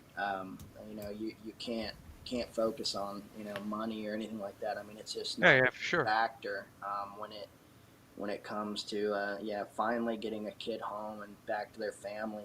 They, for years, they may have never been able to play with a toy, um, you know have an imagination. All that's just stripped from them. They barely get fed, whatever else. And so yeah, it being able to bring that person home, that human home, to be able to have a life again is Yeah, yeah. That's Someone that's another actually, thing. yeah, That's sorry to another cut, thing. yeah, That's cut you another off. thing in that Yeah, that's another thing in their self in itself that people don't talk about. Is like when you find these girls, and I imagine like when you find girls and children who have been away for years, rehabilitating them back into their family. It's not as easy as just reuniting with the parents, because like you said, these I think he's oh, you gone lost again. again. Oh no.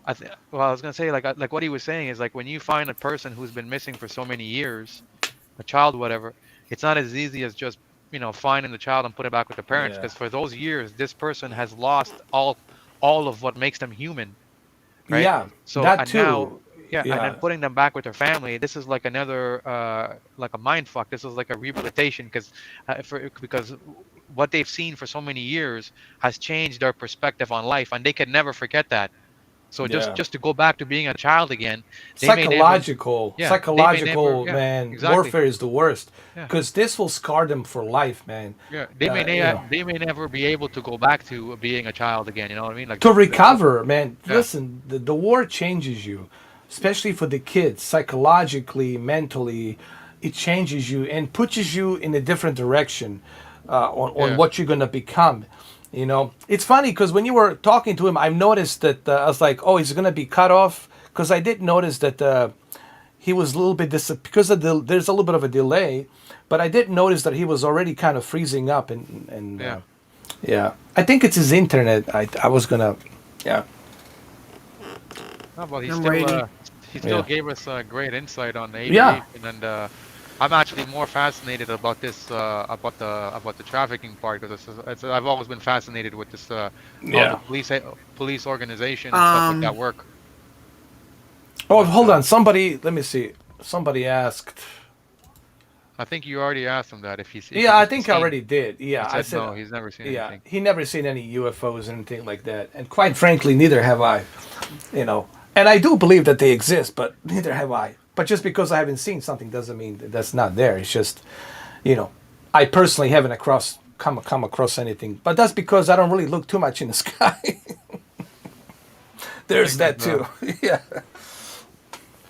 But that question, it's really for Steve because he's the Air yeah. Force pilot. Because most likely he probably seen something. But me trying to get Steve to talk, it's like pulling his teeth out. He's not gonna really tell me jack. I think you have some trolls in the comment. I see there somebody asking something. Yeah, yeah, I know. It's always like that. Yeah, I usually ignore that stuff, man. Yeah, Um, but yeah, I'm actually people who do this type of work, and especially with children, because children are my weakness. Me too, man. I'm always fascinated and appreciative of this Did type you of see stuff. my Facebook? I still have it. It's on my profile. That kid, Mark Goncharuk, man. Really, man, he really just like melted my heart, man. I was so sad for him, man. I don't know But you if know you what the check. sadder part is, Yeah, that child, there's probably millions of children happening like that, like him. and uh, and that's why even celebrities, I mean the good celebrities, they say I help one child, but there's another 20, 30. So Yeah, Hello? there's never enough that you're going to be able to help. That's the problem with the world today, right? yeah. It's this That's is happening. why. That's Yeah, unfortunate. I said, even though I don't agree with Sean Penn's political views, but I Yeah. respect Sean Penn for what he's doing. He's going there and he's also helping. So I give him credit for that. You got to give credit where the credit is due, even if you don't agree with them politically, right? But you I got to think give the credit. yeah, I think even Angelina Jolie for years she's been Yeah. doing this type of stuff in third world countries, and I think that's why she adopted children from all over the world, so something along those lines. But that's the problem, is that the third world countries, like in Canada and America, yeah, it happens, but it happens to a greater magnitude in third world countries. And the problem Oh, with third world countries is that the people who you think are protecting the children, they're actually being paid off to be the criminals themselves, exactly. right? And they're being And recruited and yeah, groomed, yeah, yeah, groomed right. to be So criminals. exactly, and in those third world countries, homelessness is a big part of it, and these homeless children are usually the ones who are the most vulnerable, and they're preyed upon, and the people like police officers and the government agencies are actually allowing it because they get a kickback from these drug organizations, which is obviously unfortunate, Yeah. and Like in Colombia, I heard stories where they're always looking for the young youth because they're yeah, easy to recruit and they're yeah. easy to train and brainwash, obviously. And of course, fast cars, women, and all this other stuff kind of like helps helps them get groomed in. And that's how they get them to become part of Yeah, the like that yeah. movie with I think it was Leonardo DiCaprio, Blood Diamond, when it was in Yeah, in Africa? yeah, Yeah. in Africa, and then they were showing like children from the ages little boys from the ages of 6. They recruit them and they force them to take a machine gun and to kill someone right away. And if they don't do it, they kill the child. So the child has no choice, and that's how they recruit them into their army. And then Yeah. eventually that child knows nothing else but being one of their soldiers, Yeah, right? that's the sad part about the whole thing that's going on in Ukraine. It's just you got 2.3 million of these children, and where are they going to end up, right? Are they going to end up in some kind of gangs, guerrilla gangs, live by the night, sleep by the day, and do all these different things that they do, racketeering, crime, stealing cars, you know? Did you Uh, hear, since we're talking about the Ukraine thing, did you hear, like I read and I heard that mhm, all these decisions that Putin is that Vladimir is making, mhm. is that people around him have said that he's got some kind of a cancer in his brain, or something is happening. I don't know if you've seen that, but I said it, and they're saying he's going through like dementia and all of these things, and people around him are aware of it, but they're all afraid to speak up on it, and that's why he's having these sporadic making decisions now that is probably going to lead to a world war kind of thing. Well, you Do you notice, think? like, if you look at him from 2014 and now, or even 2017 and now, you can see a drastic difference. Him being bloated, pale, Yeah, like he's sick. Like you can see that dramatically something has shifted. And now he's paranoid. He's paranoid. He's firing everybody, not yeah. trusting even his cooks because he's afraid that they They're gonna might poison him. poison the food. So right now he's constantly isolating himself, being paranoid and paranoia, and knowing you losing, and being paranoid and being sick. That's the worst combination, and this is what people are afraid of. That he might get to the point where he's gonna just lose it, snap, and say, the hell with it, fire those chemical weapons, fire those small little tactical nuclear warheads, and that's it. That's the scary part. And that's the part that we all don't want to see. Nobody wants nuclear war because there's no one's going to win that war. We're all going to be living underground. It's going to be like apocalypse. It'll be like The Last of Us kind of Yeah. scenario. And what's going to happen? Yeah. Think about the Russian people too, because the majority of them do not support him. They're normal people like us. They just want to live their day, Yeah. go to work, pay for their children, to have clothes on their back, feed their kids on the back. And right now, everything in the world is pretty much saying we're closing business from Russia, like McDonald's.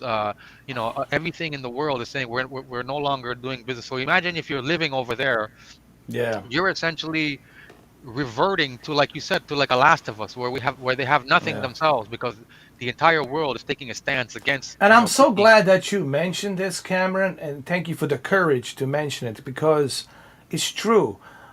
This is not a war against Russia. I mean, I love Russian people. I'm sure you too. I Yeah, have no problem with Russian people, and I think people shouldn't look at it that way. This is the wrong way to look at it. Russian people are not at fault here. This is not a war against Russia. This is the war against Putin regime, against Putin, the one yeah, gangster. So I wish that people would stop. Oh, if it's Russian, I'm not touching it. If are you Russia, I don't want to talk to you. I think that's wrong. That's creating division. It's very dangerous, Cameron. And I don't know why our governments are doing this, why they're, making it being so divided. Just because somebody owns a Russian restaurant doesn't mean he's a bad person. Doesn't yeah. mean he supports Putin. It's very sketchy and dangerous. Cameron, and I don't like it. I really don't like it, man. It's All the same right. thing. It's the same thing with like Bin Laden. It's not every Pakistan person who is like Bin Yeah, Laden. Not every Middle Eastern person is like Bin Laden. So that's just one exactly. regime, right? But unfortunately for the people who live there, you're having all of the major organizations in the world, from Nike to McDonald's, from the movies. Everybody is saying, we will no longer support Russia. We will no longer do Yeah. business in Russia. So the people who actually live there, they're already suffering. They're already struggling, and then now you're taking away all of their basic resources. That's just going to create more chaos within their own people. Hey, Welcome, Justin. Sorry, guys, I'm having fun difficulties at the moment. I Yeah, no know. problem, buddy. I noticed, like I was gonna tell you, like you're getting cut off, but I noticed like because there's a little bit of a delay. By the time I saw it, and then by the time you heard me say it, but it was already like I think it was the Delay. internet delay. Yeah. Yeah, probably Yeah. that or my iPad. Something. Yeah, something interesting we just mentioned here, and I mean I know it's a topic. It's a bit of a touchy topic, and I'm really being careful about like the stuff I say on here, because I'm a shy of 7 days before my first strike gets removed because I had on the episode 5 something we talked about for this, you know what I mean.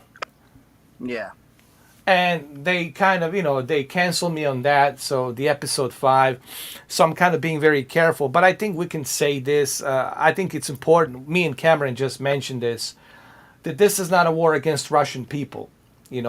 Russian people right, as Russian people are good people. This is against one gangster, one regime. You know, what I mean. So I think we should we should be very careful how some people are acting.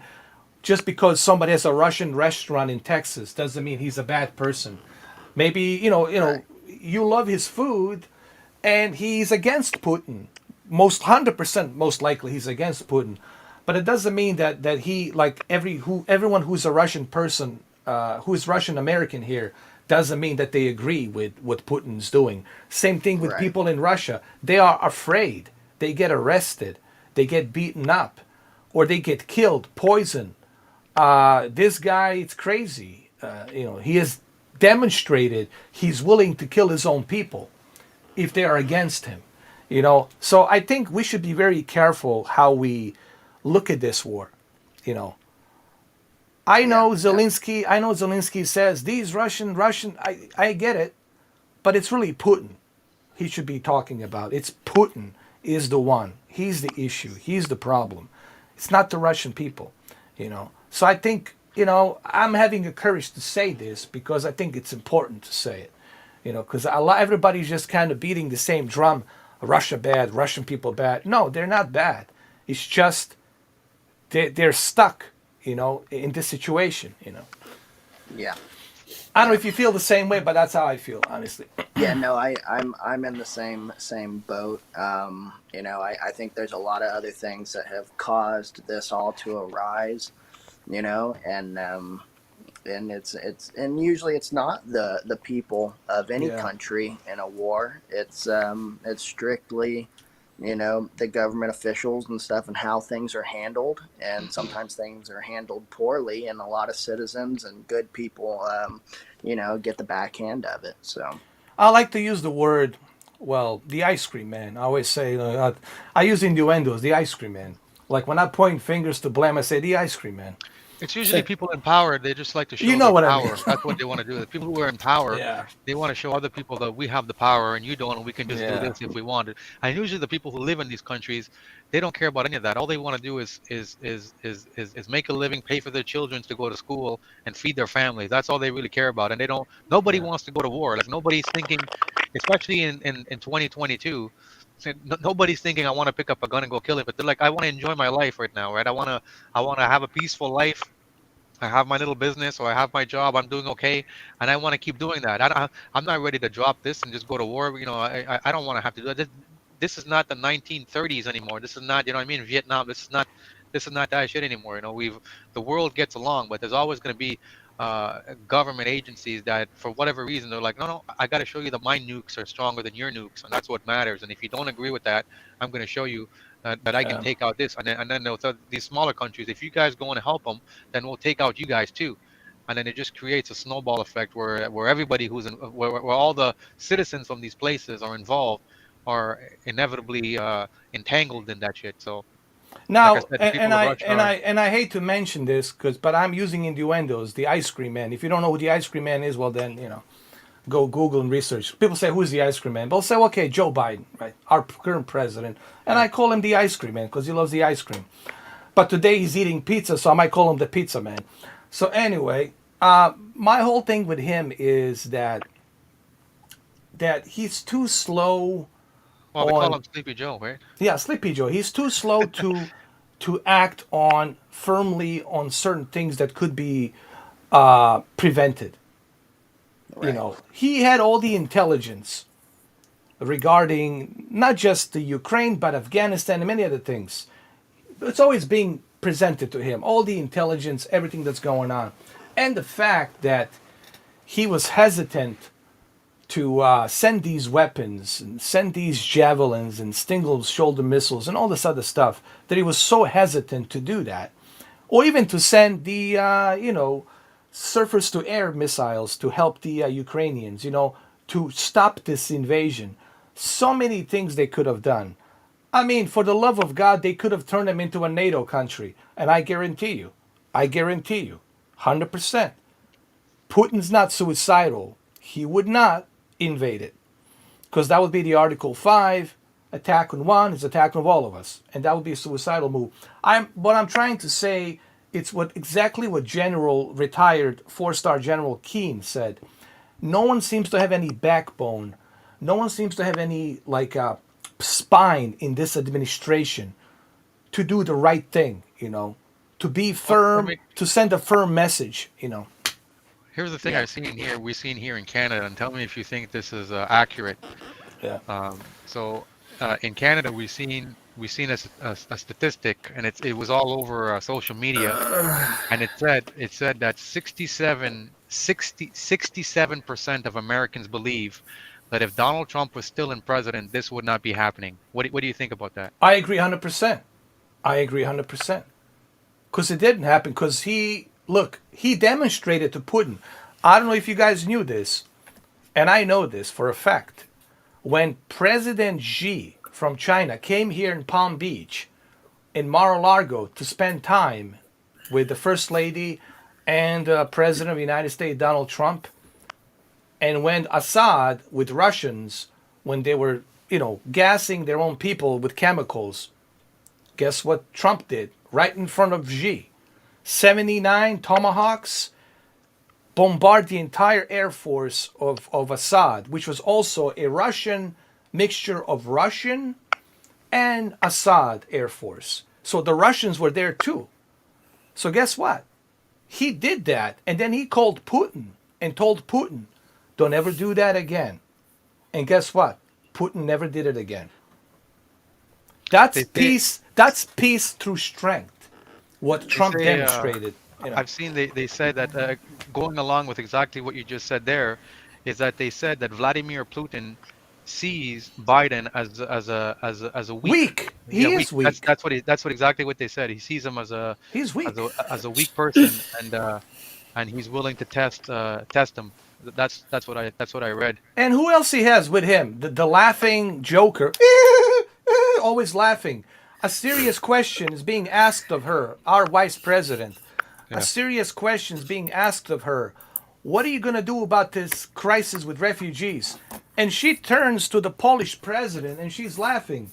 And she's asking him, can you save me, rescue me from these questions? Yeah. It's pathetic. Even yesterday, President Biden was asked a legitimate question that the American people, that the world wants to know. What are your contingency plans? What is your retaliation response if, in case, this maniac, Vladimir Vladimirovich Putin, uses a tactical nuclear small warhead, drops it in Germany or Poland or Ukraine? What are you going to do? I will not discuss those details with you, young lady. You playing a game with me. What kind of an answer is that? Like, you're the president of the United States, the highest office on the planet, and that's your response? Ice cream, man? I'm sorry. It just gets me riled up. Sorry. I'm very passionate about this, by the way. yeah. Because it's So Justin, sad. It's sad. one of It's really the sad, one of the man. things I was talking about, Ed, before you got disconnected, and I know we switched over to Russia Yeah. and To Putin ice now, cream but, man now. Yeah. yeah, that's how these podcasts usually go. They go from one direction to the other. But one of the things we're Yeah. talking about is like when you actually recover a child or a girl, and I think I think what I'm trying to say is that I guess it's different from when the person is missing for for like a year or two. Is what people don't realize is when these agencies find these children or a girl and reunite them with their family, it's not as easy as just putting them back, because usually they have a lot of mental problems that have happened from being away, because usually for the duration of the time that they've been gone, their humanity has been stripped away. Everything they've known as a child or as a young girl has been stripped away. So putting them back with their parents is not just it's not just as easy as, okay, everything's back to being hunky dory, right? Usually that child now is traumatized forever, and they may never be able to go back to that child that the parent remembered, before these events, I guess. Right. It's true. Yeah. And so what the rule of thumb is, every year that a kid is missing, getting abused, whatever you want to call it, they need about 2 years of rehabilitation. And so Yeah, when you get a girl or a kid from that situation, however many years they've been in, you need to times it by two, to be able to yeah, handle that identification of themselves, to be able to find themselves again, to be able to get rid of, and you never truly get rid of that trauma. You really don't. you can't.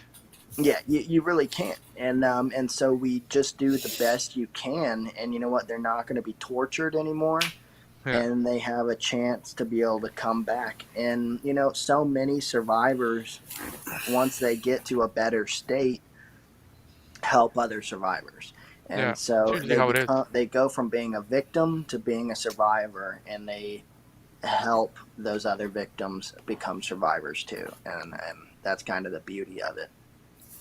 Yeah, it's That's very usually, important. Yeah, yeah, like Cameron mentioned, and even you mentioned, the psychological state. But having a good sponsor, having somebody who's going to show them, okay, this is how it is in this country, this is how we do things here versus the way you did it in your country, and then trying for them to get almost like westernized, if you will, which they will be westernized with the attributes of the American lifestyle and how we live here.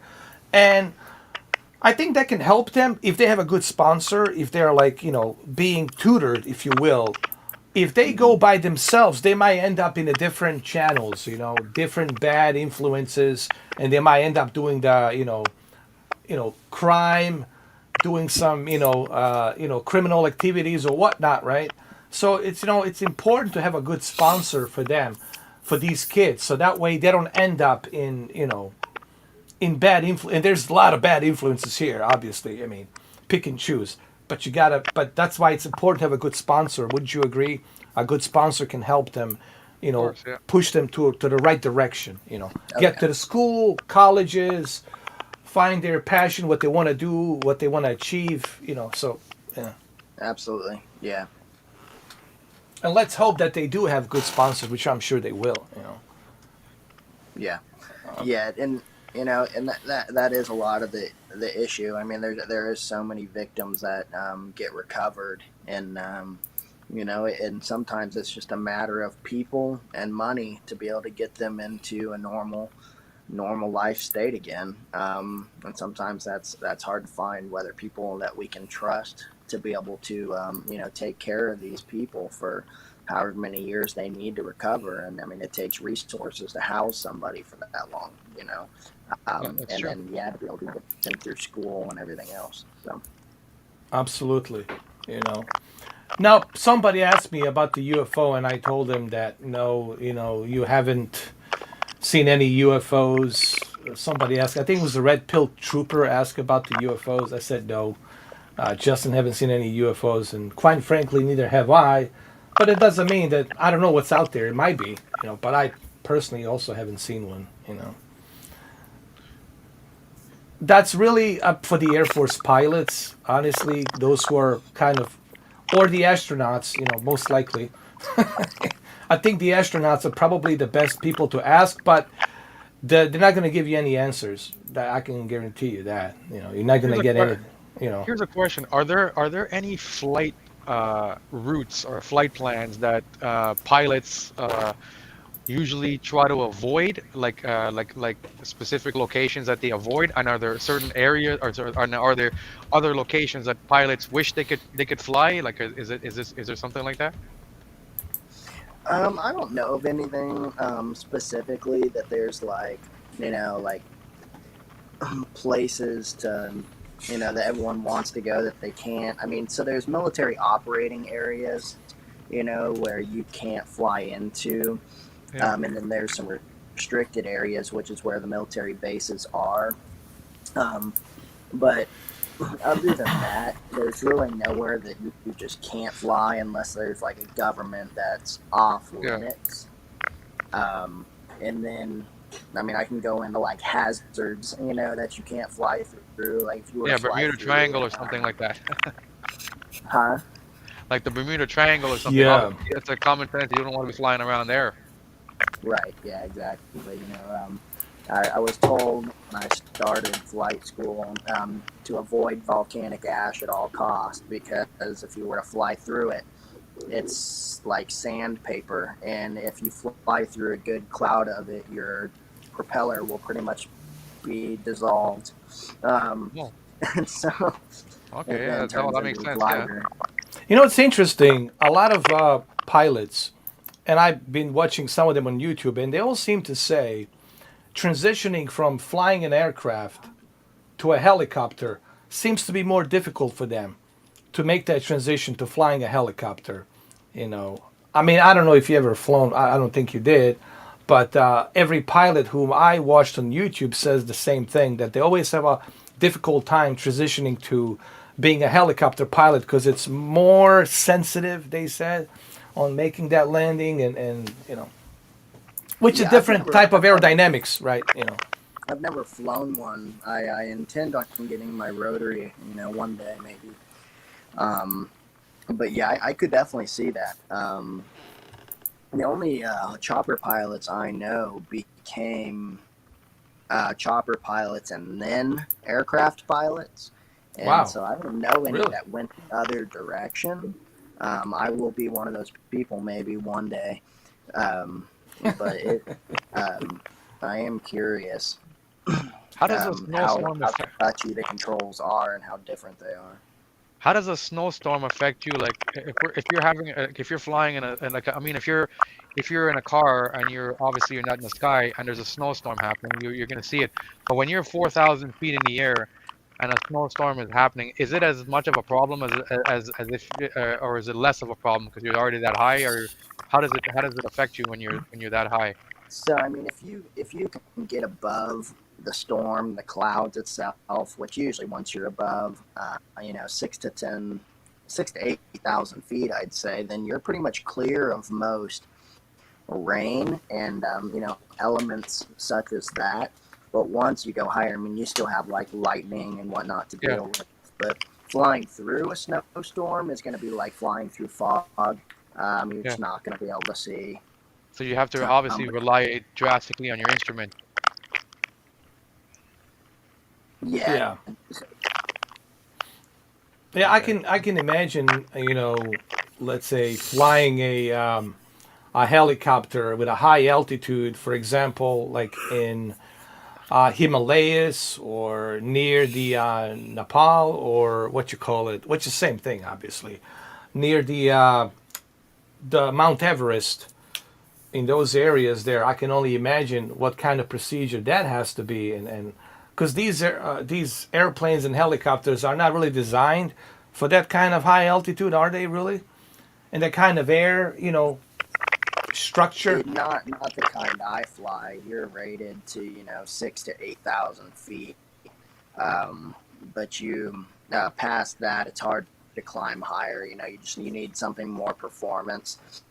There's a lot of helicopters that can get up to 14 plus thousand feet, but usually it's all turbine because you got to think once that air expands, you don't Yeah. have that oxygen going into the engine, so it has to be turbine. So usually oxygen engines, that need that oxygen and fuel, they can't go past 12, 10 to 12,000 feet. When you would stop breathing, the engine's going to stop Yeah. breathing. What about the Black Hawks? What's their like the altitude that they can reach out with the Black Hawk helicopters?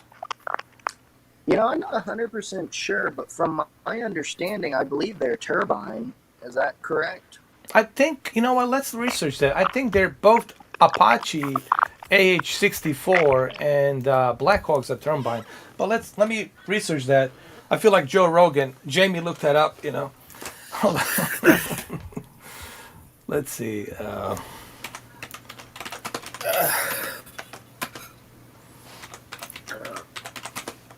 Let's see. Yeah, because I could not tell you. I know I have like a particular set of skills, and that skills mainly in aircraft. So helicopter questions, I know how they work and how everything runs, but yeah, all the specifics on certain models and whatnot is kind of my downfall. Actually, there is one. There's exception to this model, this specific Blackhawk model called the SHP, which is powered by a T700 turbine engine, and it's capable of 1622 SHP shaft horsepower. So they do have them actually. But they're like specific models. I'm not sure exactly for whether the Navy or the Army. I don't know which department has them, but they do have them actually. So you're correct on that. See, Okay. even if when you don't know, you're close. You're right. They do have them. They do have those turbines. Which makes total sense. You will want those obviously on the Black Hawks. It makes total sense. Yeah. But they're very capable. Those Yeah. Black Hawks been really proven. How many? 30 years now? 30 plus years, those Black Hawks? Probably Yeah. more than that, right? More, 40 years, right? I think it's more than that, 38 to 40 years. Even the Yeah, Apaches. they've been Apache's been around almost same time, right? 38 years. Apache, AH-64s, Apaches. There's E&D, I think, longbows. They call them longbow Apaches. They've been around too for 30 to 38 years, maybe longer. Yeah, Yeah. they've been in service for a long time. And they helped a lot. They helped a lot. They really helped. Whether it's the Kuwait War, Afghanistan, Iraq, right? Special missions, they helped tremendously because they're very sophisticated choppers. Technology that they're using with the laser, scanning and having the co-pilot. Yeah. on one eye, look at the through infrared and see at night, and acknowledge the targets through that one eye as it's moving. The rotary gun. I mean, there's a lot of technology built in that helicopter. And I heard it takes about, I don't know how many weeks, but it takes a long time just to get the ins and outs out of that longbow helicopter, because it requires two pilots, obviously. I'm sure, because I mean, Yeah. just fighter jets, I think you have to have at least 2 years of experience flying those aircraft through a school in the military to be, you know, be able to operate those at a high performance. Oh yeah. And they're What do you think? expensive. They're not cheap either. What do you Yeah, think about man, absolutely. moving forward in the future? What do you think about like airplanes, even like the one that you fly, and even the bigger ones eventually moving towards electric, like how they're doing with the cars now? And I mean, they're saying these batteries are getting much better. You know, some of these Teslas now are doing pretty much 400 miles in a single charge. You think that's something that's Right. going to be eventually going or transitioning down to planes as well too? Yeah, so I mean, there is an electric aircraft out there now, and it resembles a Cessna. And I think it's cool. I mean, it's a great idea. The only issue is, I mean, planes are used to just like, at least the ones I fly, they're used to be able to hop. You go up, you land, and I mean, you could be running that thing 8 hours, and then at one point it's going to stop. But if you have a specific, need where you just want to go grab a hamburger in a different city and then come back, then Yeah, yeah, that's perfect for you. And they have a cool design where, like, if the battery were to like die or blow up or stop working, a parachute automatically shoots out of the aircraft, and you can guide the parachute to land you somewhere safe. yeah. So I mean, they have safety stuff in place nowadays, which is great. But yeah, I mean, I do like where they're going, and if they Yeah. can make them where you can charge them faster, Oh then yeah. that would be great. But again, that's way beyond my pay You grade. Yeah. think Tesla? You think Elon Musk will transition to more like Lockheed Martin, helping the military transition to bring some new technology to help the military with the stealth? You think like he might be the new Tony Stark? I mean, possibly. Yeah, he could be. He could probably bring a lot Yeah. to the table. Honestly, he's a brilliant dude. So I wonder if he'll ever tap into the military Military, yeah. industry or not. He Because I would can make a imagine, fortune. He would make a fortune with that. Yeah, go ahead, I can Cameron. imagine the entire base of the plane being a giant uh, battery cell, like down the line. I mean, in the beginning, it's going to start off like you said. You can just fly from one city to the other to get a hamburger. But now I've seen, I don't know if it's Tesla or somebody, that they said that they have now a fully electric semi trucks that can travel from one end to the other end of the country, essentially in one charge.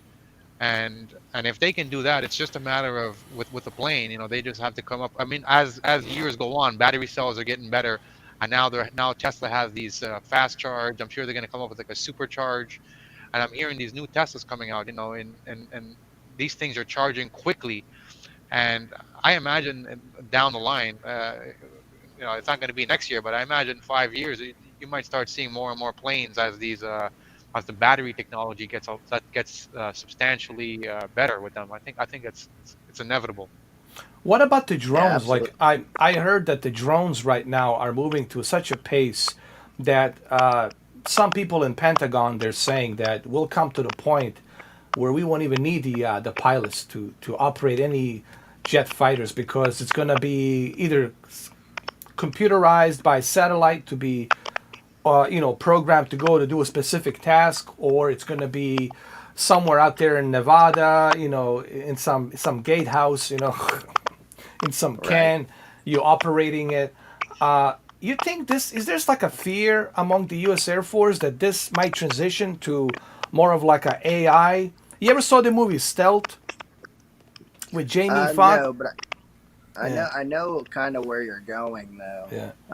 I've had someone ask me that before, actually, whether like I was afraid that pilots were going to start losing their jobs if everything was going to go electronic like that. And No, you There still is need a small humans. fear in the back of my mind, Yeah. but there's a piece of me that's like, even experiencing what I experienced a few days ago, it's like a robot could not figure that out. I mean, I mean, like what I did to react. Not saying it was perfect by any means, but I mean, no, we can't even figure out what weather phenomenons are doing, and we want computers to Yeah. be able to figure it out up in the air. I mean, there's just no way. I mean, maybe That's true. one day, when things get a lot more advanced, but as of right now, I don't. I I think they need the pilot's judgment, because I don't think the computer will be able to react fast enough. Yeah. I think it's always going to be like To, that. Humans are always going to be superior for when there is a dangerous situation. Even in Tesla, like I've seen YouTube videos with guys buying the newest Tesla, and they're testing the automated drive things, and there's so many times it's making a mistake, and the driver has to take Yeah. back over. So in a situation like with the aviation, and I know in aviation they put more they put even more technology into aviation, but still, at the end of the day, there's always going to be a situation where the computer is never going to be as reliable as a human's quick thinking, because the computer is always going to be thinking about what is the safest situation for this. Where sometimes the human is going to say, well, this technically doesn't follow the book, but this is actually the best situation that'll save our lives, and that's the difference that the computer will never be able to compensate for. Is Look those at types this of situations. scenario. Look at this scenario. Imagine, or this is hypothetically speaking. Okay, let's say, 2048, right? And we have a jetliner, 800 passengers, and this jetliner, it's programmed to fly by itself to the destination that it needs to go to. Imagine how scary that would be. Like you not knowing, hey, there's no pilot in there. It's being operated through a programmed satellite, whatever coordinations, avoiding the weather and this and that. That would be terrifying, man. And here's I the don't thing, know if like people would ever be okay with it. I don't think so. Fuck and no. imagine this, imagine you're flying, and like you said, there's no pilot, it's just a computer, and like Justin was saying, and I've seen it so many times, that when you're flying a plane and you're at that altitude, lightning is always striking the plane. What if lightning strikes the plane and then that computer gets disabled now, Good point. and then now Yeah. there's no pilot there, right? That's always, that's, like I said, Mother Nature works in strange and mysterious ways, right? One random fluke thing that would never happen, a thousand flights might happen in this flight, and the computer now is Yeah. disabled, and everybody's pretty much kiboshed, right? I don't think people would agree on that. No one in Congress would agree with that. I don't Yeah, think because I anyone. mean, Yeah. you have to. Yeah, because I mean, we have to reboot our phones all the time, or like Yeah, mine just yeah, Yeah. died, and things aren't yeah. working properly on my end. And yeah, I couldn't imagine people putting their lives, 200 lives in an aircraft, and trust that, yeah, it's not going to break down or something's not going to fry it. And then, there's no one to steer it just in case. I mean, And you're so, right. Because sure, the AI and the satellite and these drones and robots, sure, they can help us in certain aspect, but you still need a human assistance. Yeah, right. like autopilot can still be Yeah. there, but at the Yeah. end of the day, you have to still be able to take over manual if something happens. Exactly. You have You to gotta always have a be able to human take over. assistance. It's Right. true. So I agree with you, and I disagree with director of Titanic, James Cameron. He Yeah, says everything will be. He could be right. Listen, he could be right, but I really can't imagine we're not everybody. there yet. He We're could be not there right. yet. He could He be could be right. right 30 years from now, where Yeah. technology is different. But Yeah. right now, it's not happening, because I follow James Cameron. I'm a huge fan of the Titanic Yeah. exploration, not the movie, I but like him too. Yeah. about the exploration, and I've seen where exploration has come from where it was in the 80s when they first discovered Titanic in 85 to where it is now, and technology is amazing, but when it comes to flying a plane by yourself, we're not there yet, Yeah. right? And It's I not don't gonna think happen in our anybody's, yeah, lifetime. I don't think yeah, so. that's not, we're not there for that yet. Think Teslas No. drive themselves, but your hand is still, a couple of inches away from the steering wheel. If that Tesla automatic driving screws up, you can still grab the steering wheel and take over, right? So this is not like the movie Total Recall, when you have Johnny, Yeah. like the fucking Johnny cab, right, where he drives himself. We're not there yet. That's not happening yet. And it's So so true. Think about it. Oh, I The one thing that robots, I mean, not the robots, the computer doesn't have is the instinct. yeah. The most important ingredient is the instinct. Go ahead, Brendan. I have Nirvana NVIDIA Shield. G-Force. Yeah. They have a car they're making right now that it's real. You look it up. It's self-driving car. The Yeah. Yeah, A to they B. have those things. The Tesla does that too now. But the thing is that there's always, but don't forget with the car, the driver is sitting in the steering wheel. So if something happens, he can just put his hand on the wheel and on the brake and take He Yeah. over. has an If you have a instinct. yeah, if you Yeah. have a plane that's flying itself, there's no pilot there. And even if you do have people on there, it's gonna be people like me and Ed. We have no idea how to fly the plane in the first place if we have to take over. Oh So there has Yeah. yeah, they'll be like, right. We're So screwed. Give me a there has parachute. Give me yeah, a parachute. Let me yeah, jump. there has to always be somebody who is knowledgeable about flying the plane. They Yeah. have to always be there in case something happens for that reason, right? Yeah. Yeah. They made it because I think right now most Boeings they fly themselves from A to B, and then the pilot rarely ever is supposed to take. Because I watch these things on Mayday Mayday and how they talk about it. And the pilot usually should never take the thing off of the automatic pilot unless something happens. So that's when they first ask whenever something happens, they're like, okay, why did he take it? Why did he go to manual flight when the thing is automatic, right? But there's always a way right now that the pilot he can still take over, right? So that's still there. But to have no pilot whatsoever and the plane just fly itself, I don't think that's going to happen Well, here's in a good our lifetime. example, Cameron and Justin. Here's a good example. Sully, the guy on the Hudson River, right? AI would have a difficult. AI doesn't have an instinct to realize, okay, it can measure how far the water is and the river is, but there's still that human touch of instinct. Yeah, Because yeah, yeah. you have a sense of, I don't know how to explain it, but you feel it. You know, Of okay, course, yeah. yeah, you have the sense of like what you should do and how you should do it, how gently you should land. While computer is just using numbers and measuring, and those numbers could be off. And if those numbers are off, then you crash and you die, right? So that's something that computer cannot do efficiently versus Computers human are instinct can do. basically computers are going with statistics, and the human is experience. Two different things, right? So Exactly. experience is always going to trump the statistics. Because Well, one statistics example is could you, be altered. Justin. How you survived your previous your flight yeah, you it's had. dangerous. Thanks to your good instinct and judgment, you were able to, safely land. You know, so Right. that's always going to be the human assistance. I agree with both of you. Human assistance, it's always going to be there. But that's not to say that James Cameron is wrong. Sure, in the future, in a far, far, far future, it will be sophisticated. I'm pretty sure to the point where maybe he's right. I don't know, but not right now. Right now, I don't think so.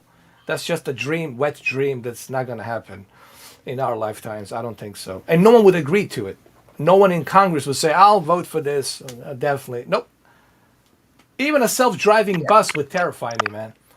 Would terrify me. Oh, they're trying to do that in Chicago.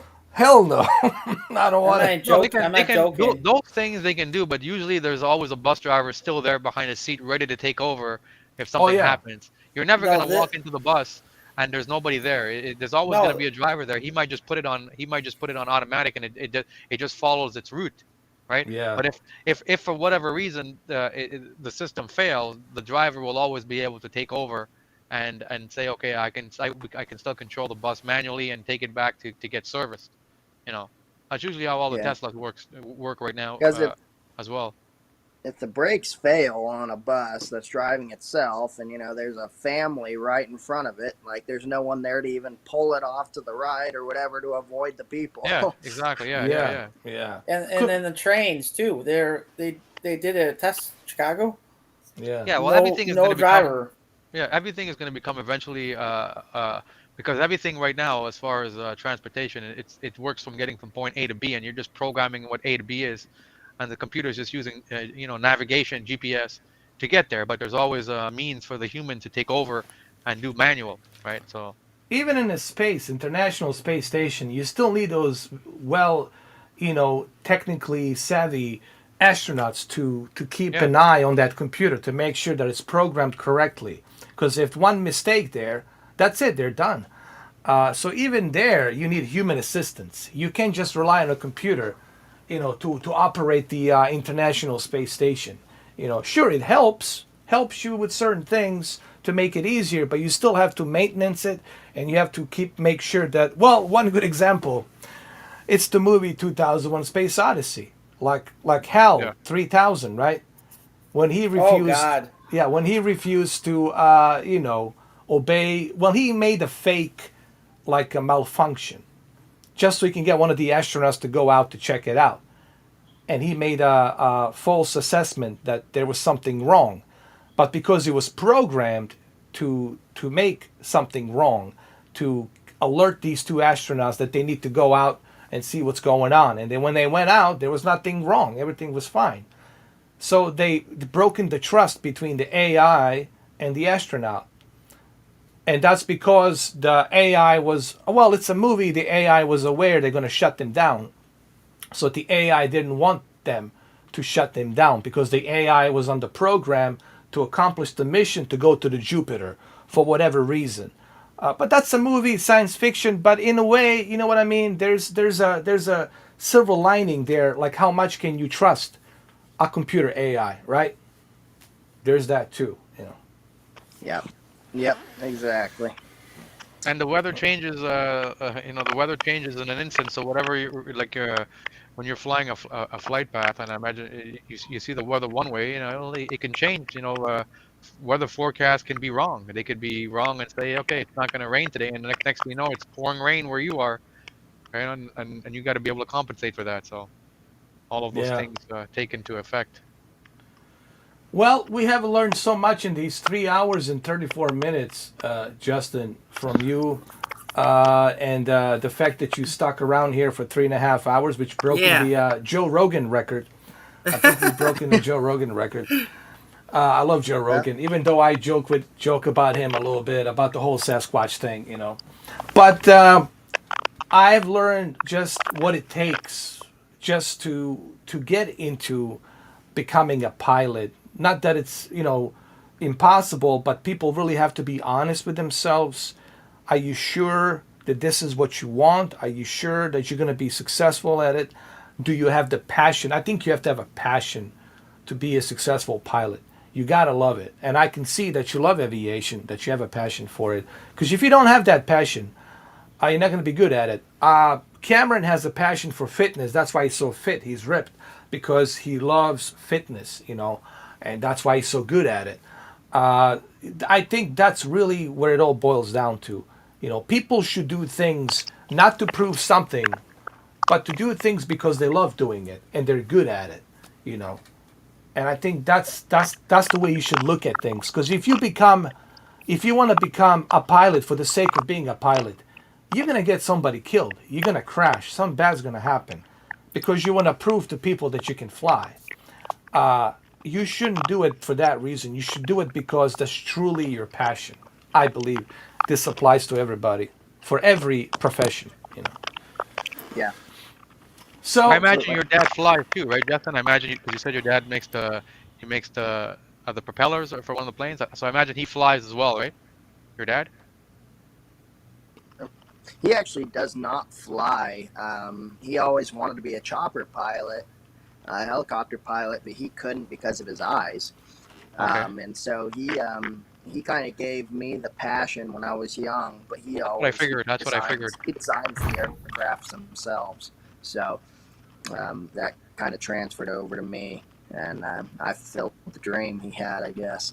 Yeah. I imagine if you have children, your children also will probably have this passion, because flying is something that every person wishes they could do.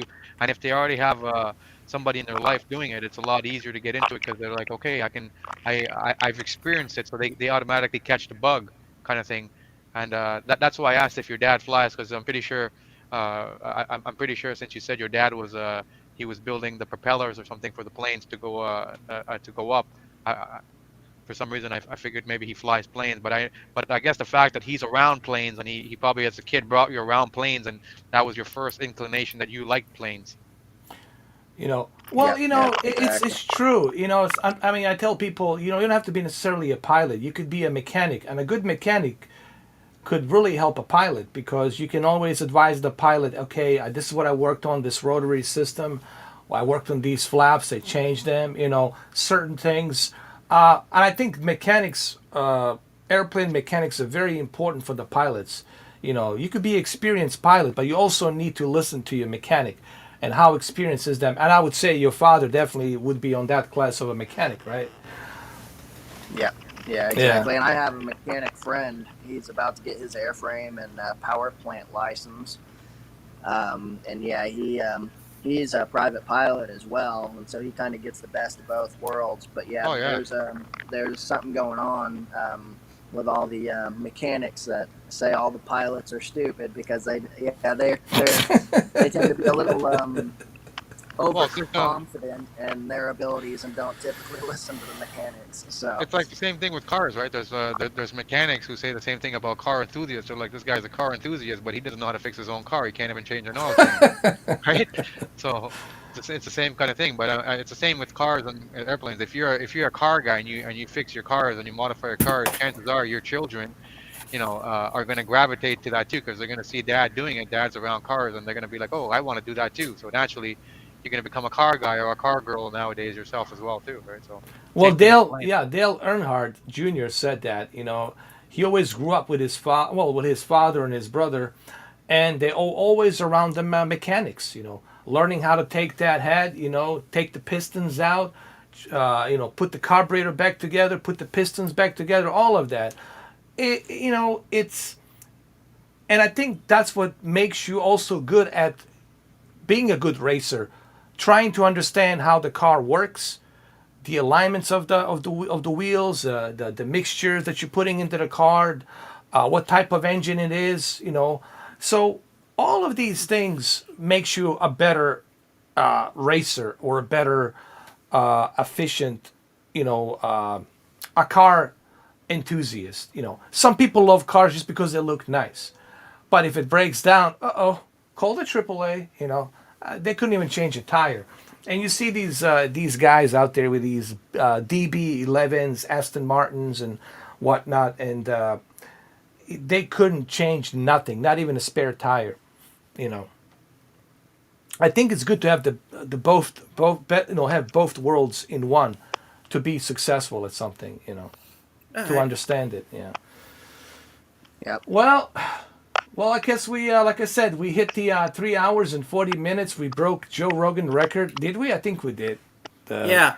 I think Alex Uh, Jones was 4.5 hours. That's the only one that we haven't broken. I was happy to be with y'all this Yeah. afternoon, and Nice talking to you. if y'all, Nice meeting you. Thank you, Justin, man. yeah, I Thank. really appreciate. yeah, First of Oh all, yeah. we Oh all yeah. Drink. thank you, man. I give you a compliment, and I thank you for your service that you Yeah. do, man. Helping people. That means so much, man. You don't yeah, understand. Like to me, you're like a hero right now because, and I'm not saying this to kiss anyone's ass, but I'm saying this because it's the truth. I admire people who do these jobs that regular people would never think about doing because they're afraid, they're always worried, and I appreciate your courage. I love people with courage who are not afraid to step up to the plate and do the things that are necessary. What I mean by that, people who have a backbone, they have a spine to do the right thing, which we need desperately right now in our administration, somebody to step up to the plate and face the bully, and I appreciate you, doing that, man. So thank you so much, Justin. I wish you best of luck. You can come here anytime you want and whenever you want to. Anything you want to plug in, or if you want to plug in something right now, your company that you have, if you want to plug it in, let people know the name of it if you okay, want to. yep. So yeah, that's R3. It stands for Rescue, Recovery, and Redemption. But yeah, if you ever wanted me to come back and speak specifically on human trafficking and cyber relations and how we find people and really just a good statistics to know what pimps are using to kidnap kids and whatnot. If y'all ever want me to come back and kind of give a spiel That'd be a on good that. podcast. Absolutely, man. Whenever you want to Yeah. do it, let me know.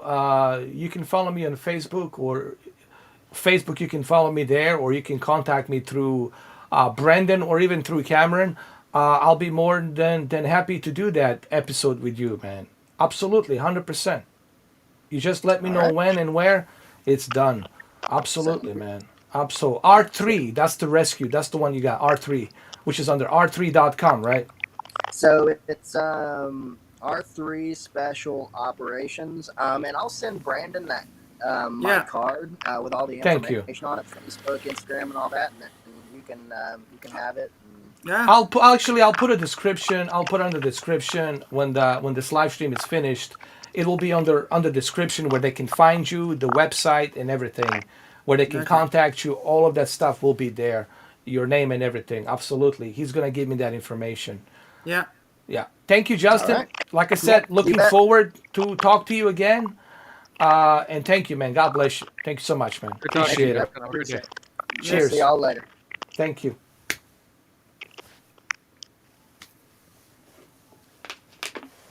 What a great guy. What a great guy, man. Amazing. Yeah, because that was Yeah. definitely a good deed, is what he's doing there. Yes, and like I said, man, I admire people who do this kind of stuff because, it's good to see there's heroes out there, they're doing the right thing. People only focus on negative all the time in their life, but they never focus on how many positives there are.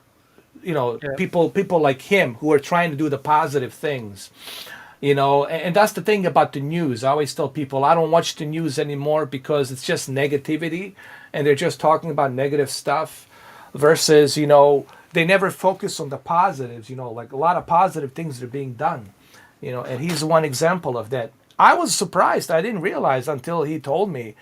Yes, he loves flying, but that's not his main thing. And his, major occupation right now, it's helping, to stop the trafficking and all the traffickers and all that. So good for him. God bless him. Yeah. And yeah, and thank you, Brendan, What? for Well, bringing him mine. here. Yeah. Yeah. It was great.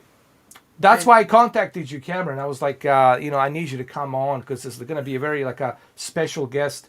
People ask me why haven't I done any episodes? Because I was really looking to bring somebody. I want to bring special guests. Like we had Emma previously and other people. I like to bring people who have something to say or to learn something. I want to learn about everything, Cameron. I want to learn Yeah. about what it's like to be a porn star. I don't know. It might be funny to You gotta, some people. And I was like, you gotta get a porn star to come in here and talk. I actually I've have seen I have I've somebody in seen mind, but I'm still I've seen working more on it. podcasts with porn stars, and they're Yeah, they're actually pretty smart people in real life. People don't realize it's to yeah, them it's just an income, but there's some pretty even the females are some pretty smart porn stars that people don't even yes. realize. These people are genius in real life, and they just realize they make more money from porn than being a nurse or being a doctor. Just quite There, frankly to say it, there's right? so many interesting people, man, that we can learn so much. Because I tell people I learn every day. I mean, really, I know certain basics, how to, live to survive, but Yeah, there's so much out there, Cameron, that I just don't know what it takes and the specifics and all that. And I think it's good for people to learn that and to, like we are learning, about certain things. And I think that's the great thing about these podcasts is to bring people who can contribute something and bring something to the table. And I tell people when you come to my podcast, man, feel free to say whatever you want to say, uh, as long as it's not like friend. too offensive or sensitive subjects, because yeah. this is on YouTube and talking about this, what happened in the episode 5, and I can't even say it, but Yeah, yeah, this, yeah. We know. yeah, and but other than that, man, I'm really curious about like this whole trafficking thing and what is the process to rescue these poor girls and who are subjected to slavery and God knows what else, right? So I can't wait to have him on back again so he can go more in depth. Yeah. Yeah, and then you can send me that information, Brendan. I will I'm put waiting his. for his information to Yeah, go. I'm gonna put on the description and everything to so where people can find his website, where people can find his contact information, and all that stuff, where they can follow him. So all Okay, of I that. got it now. Yeah, I'll send it to my Twitter. Okay.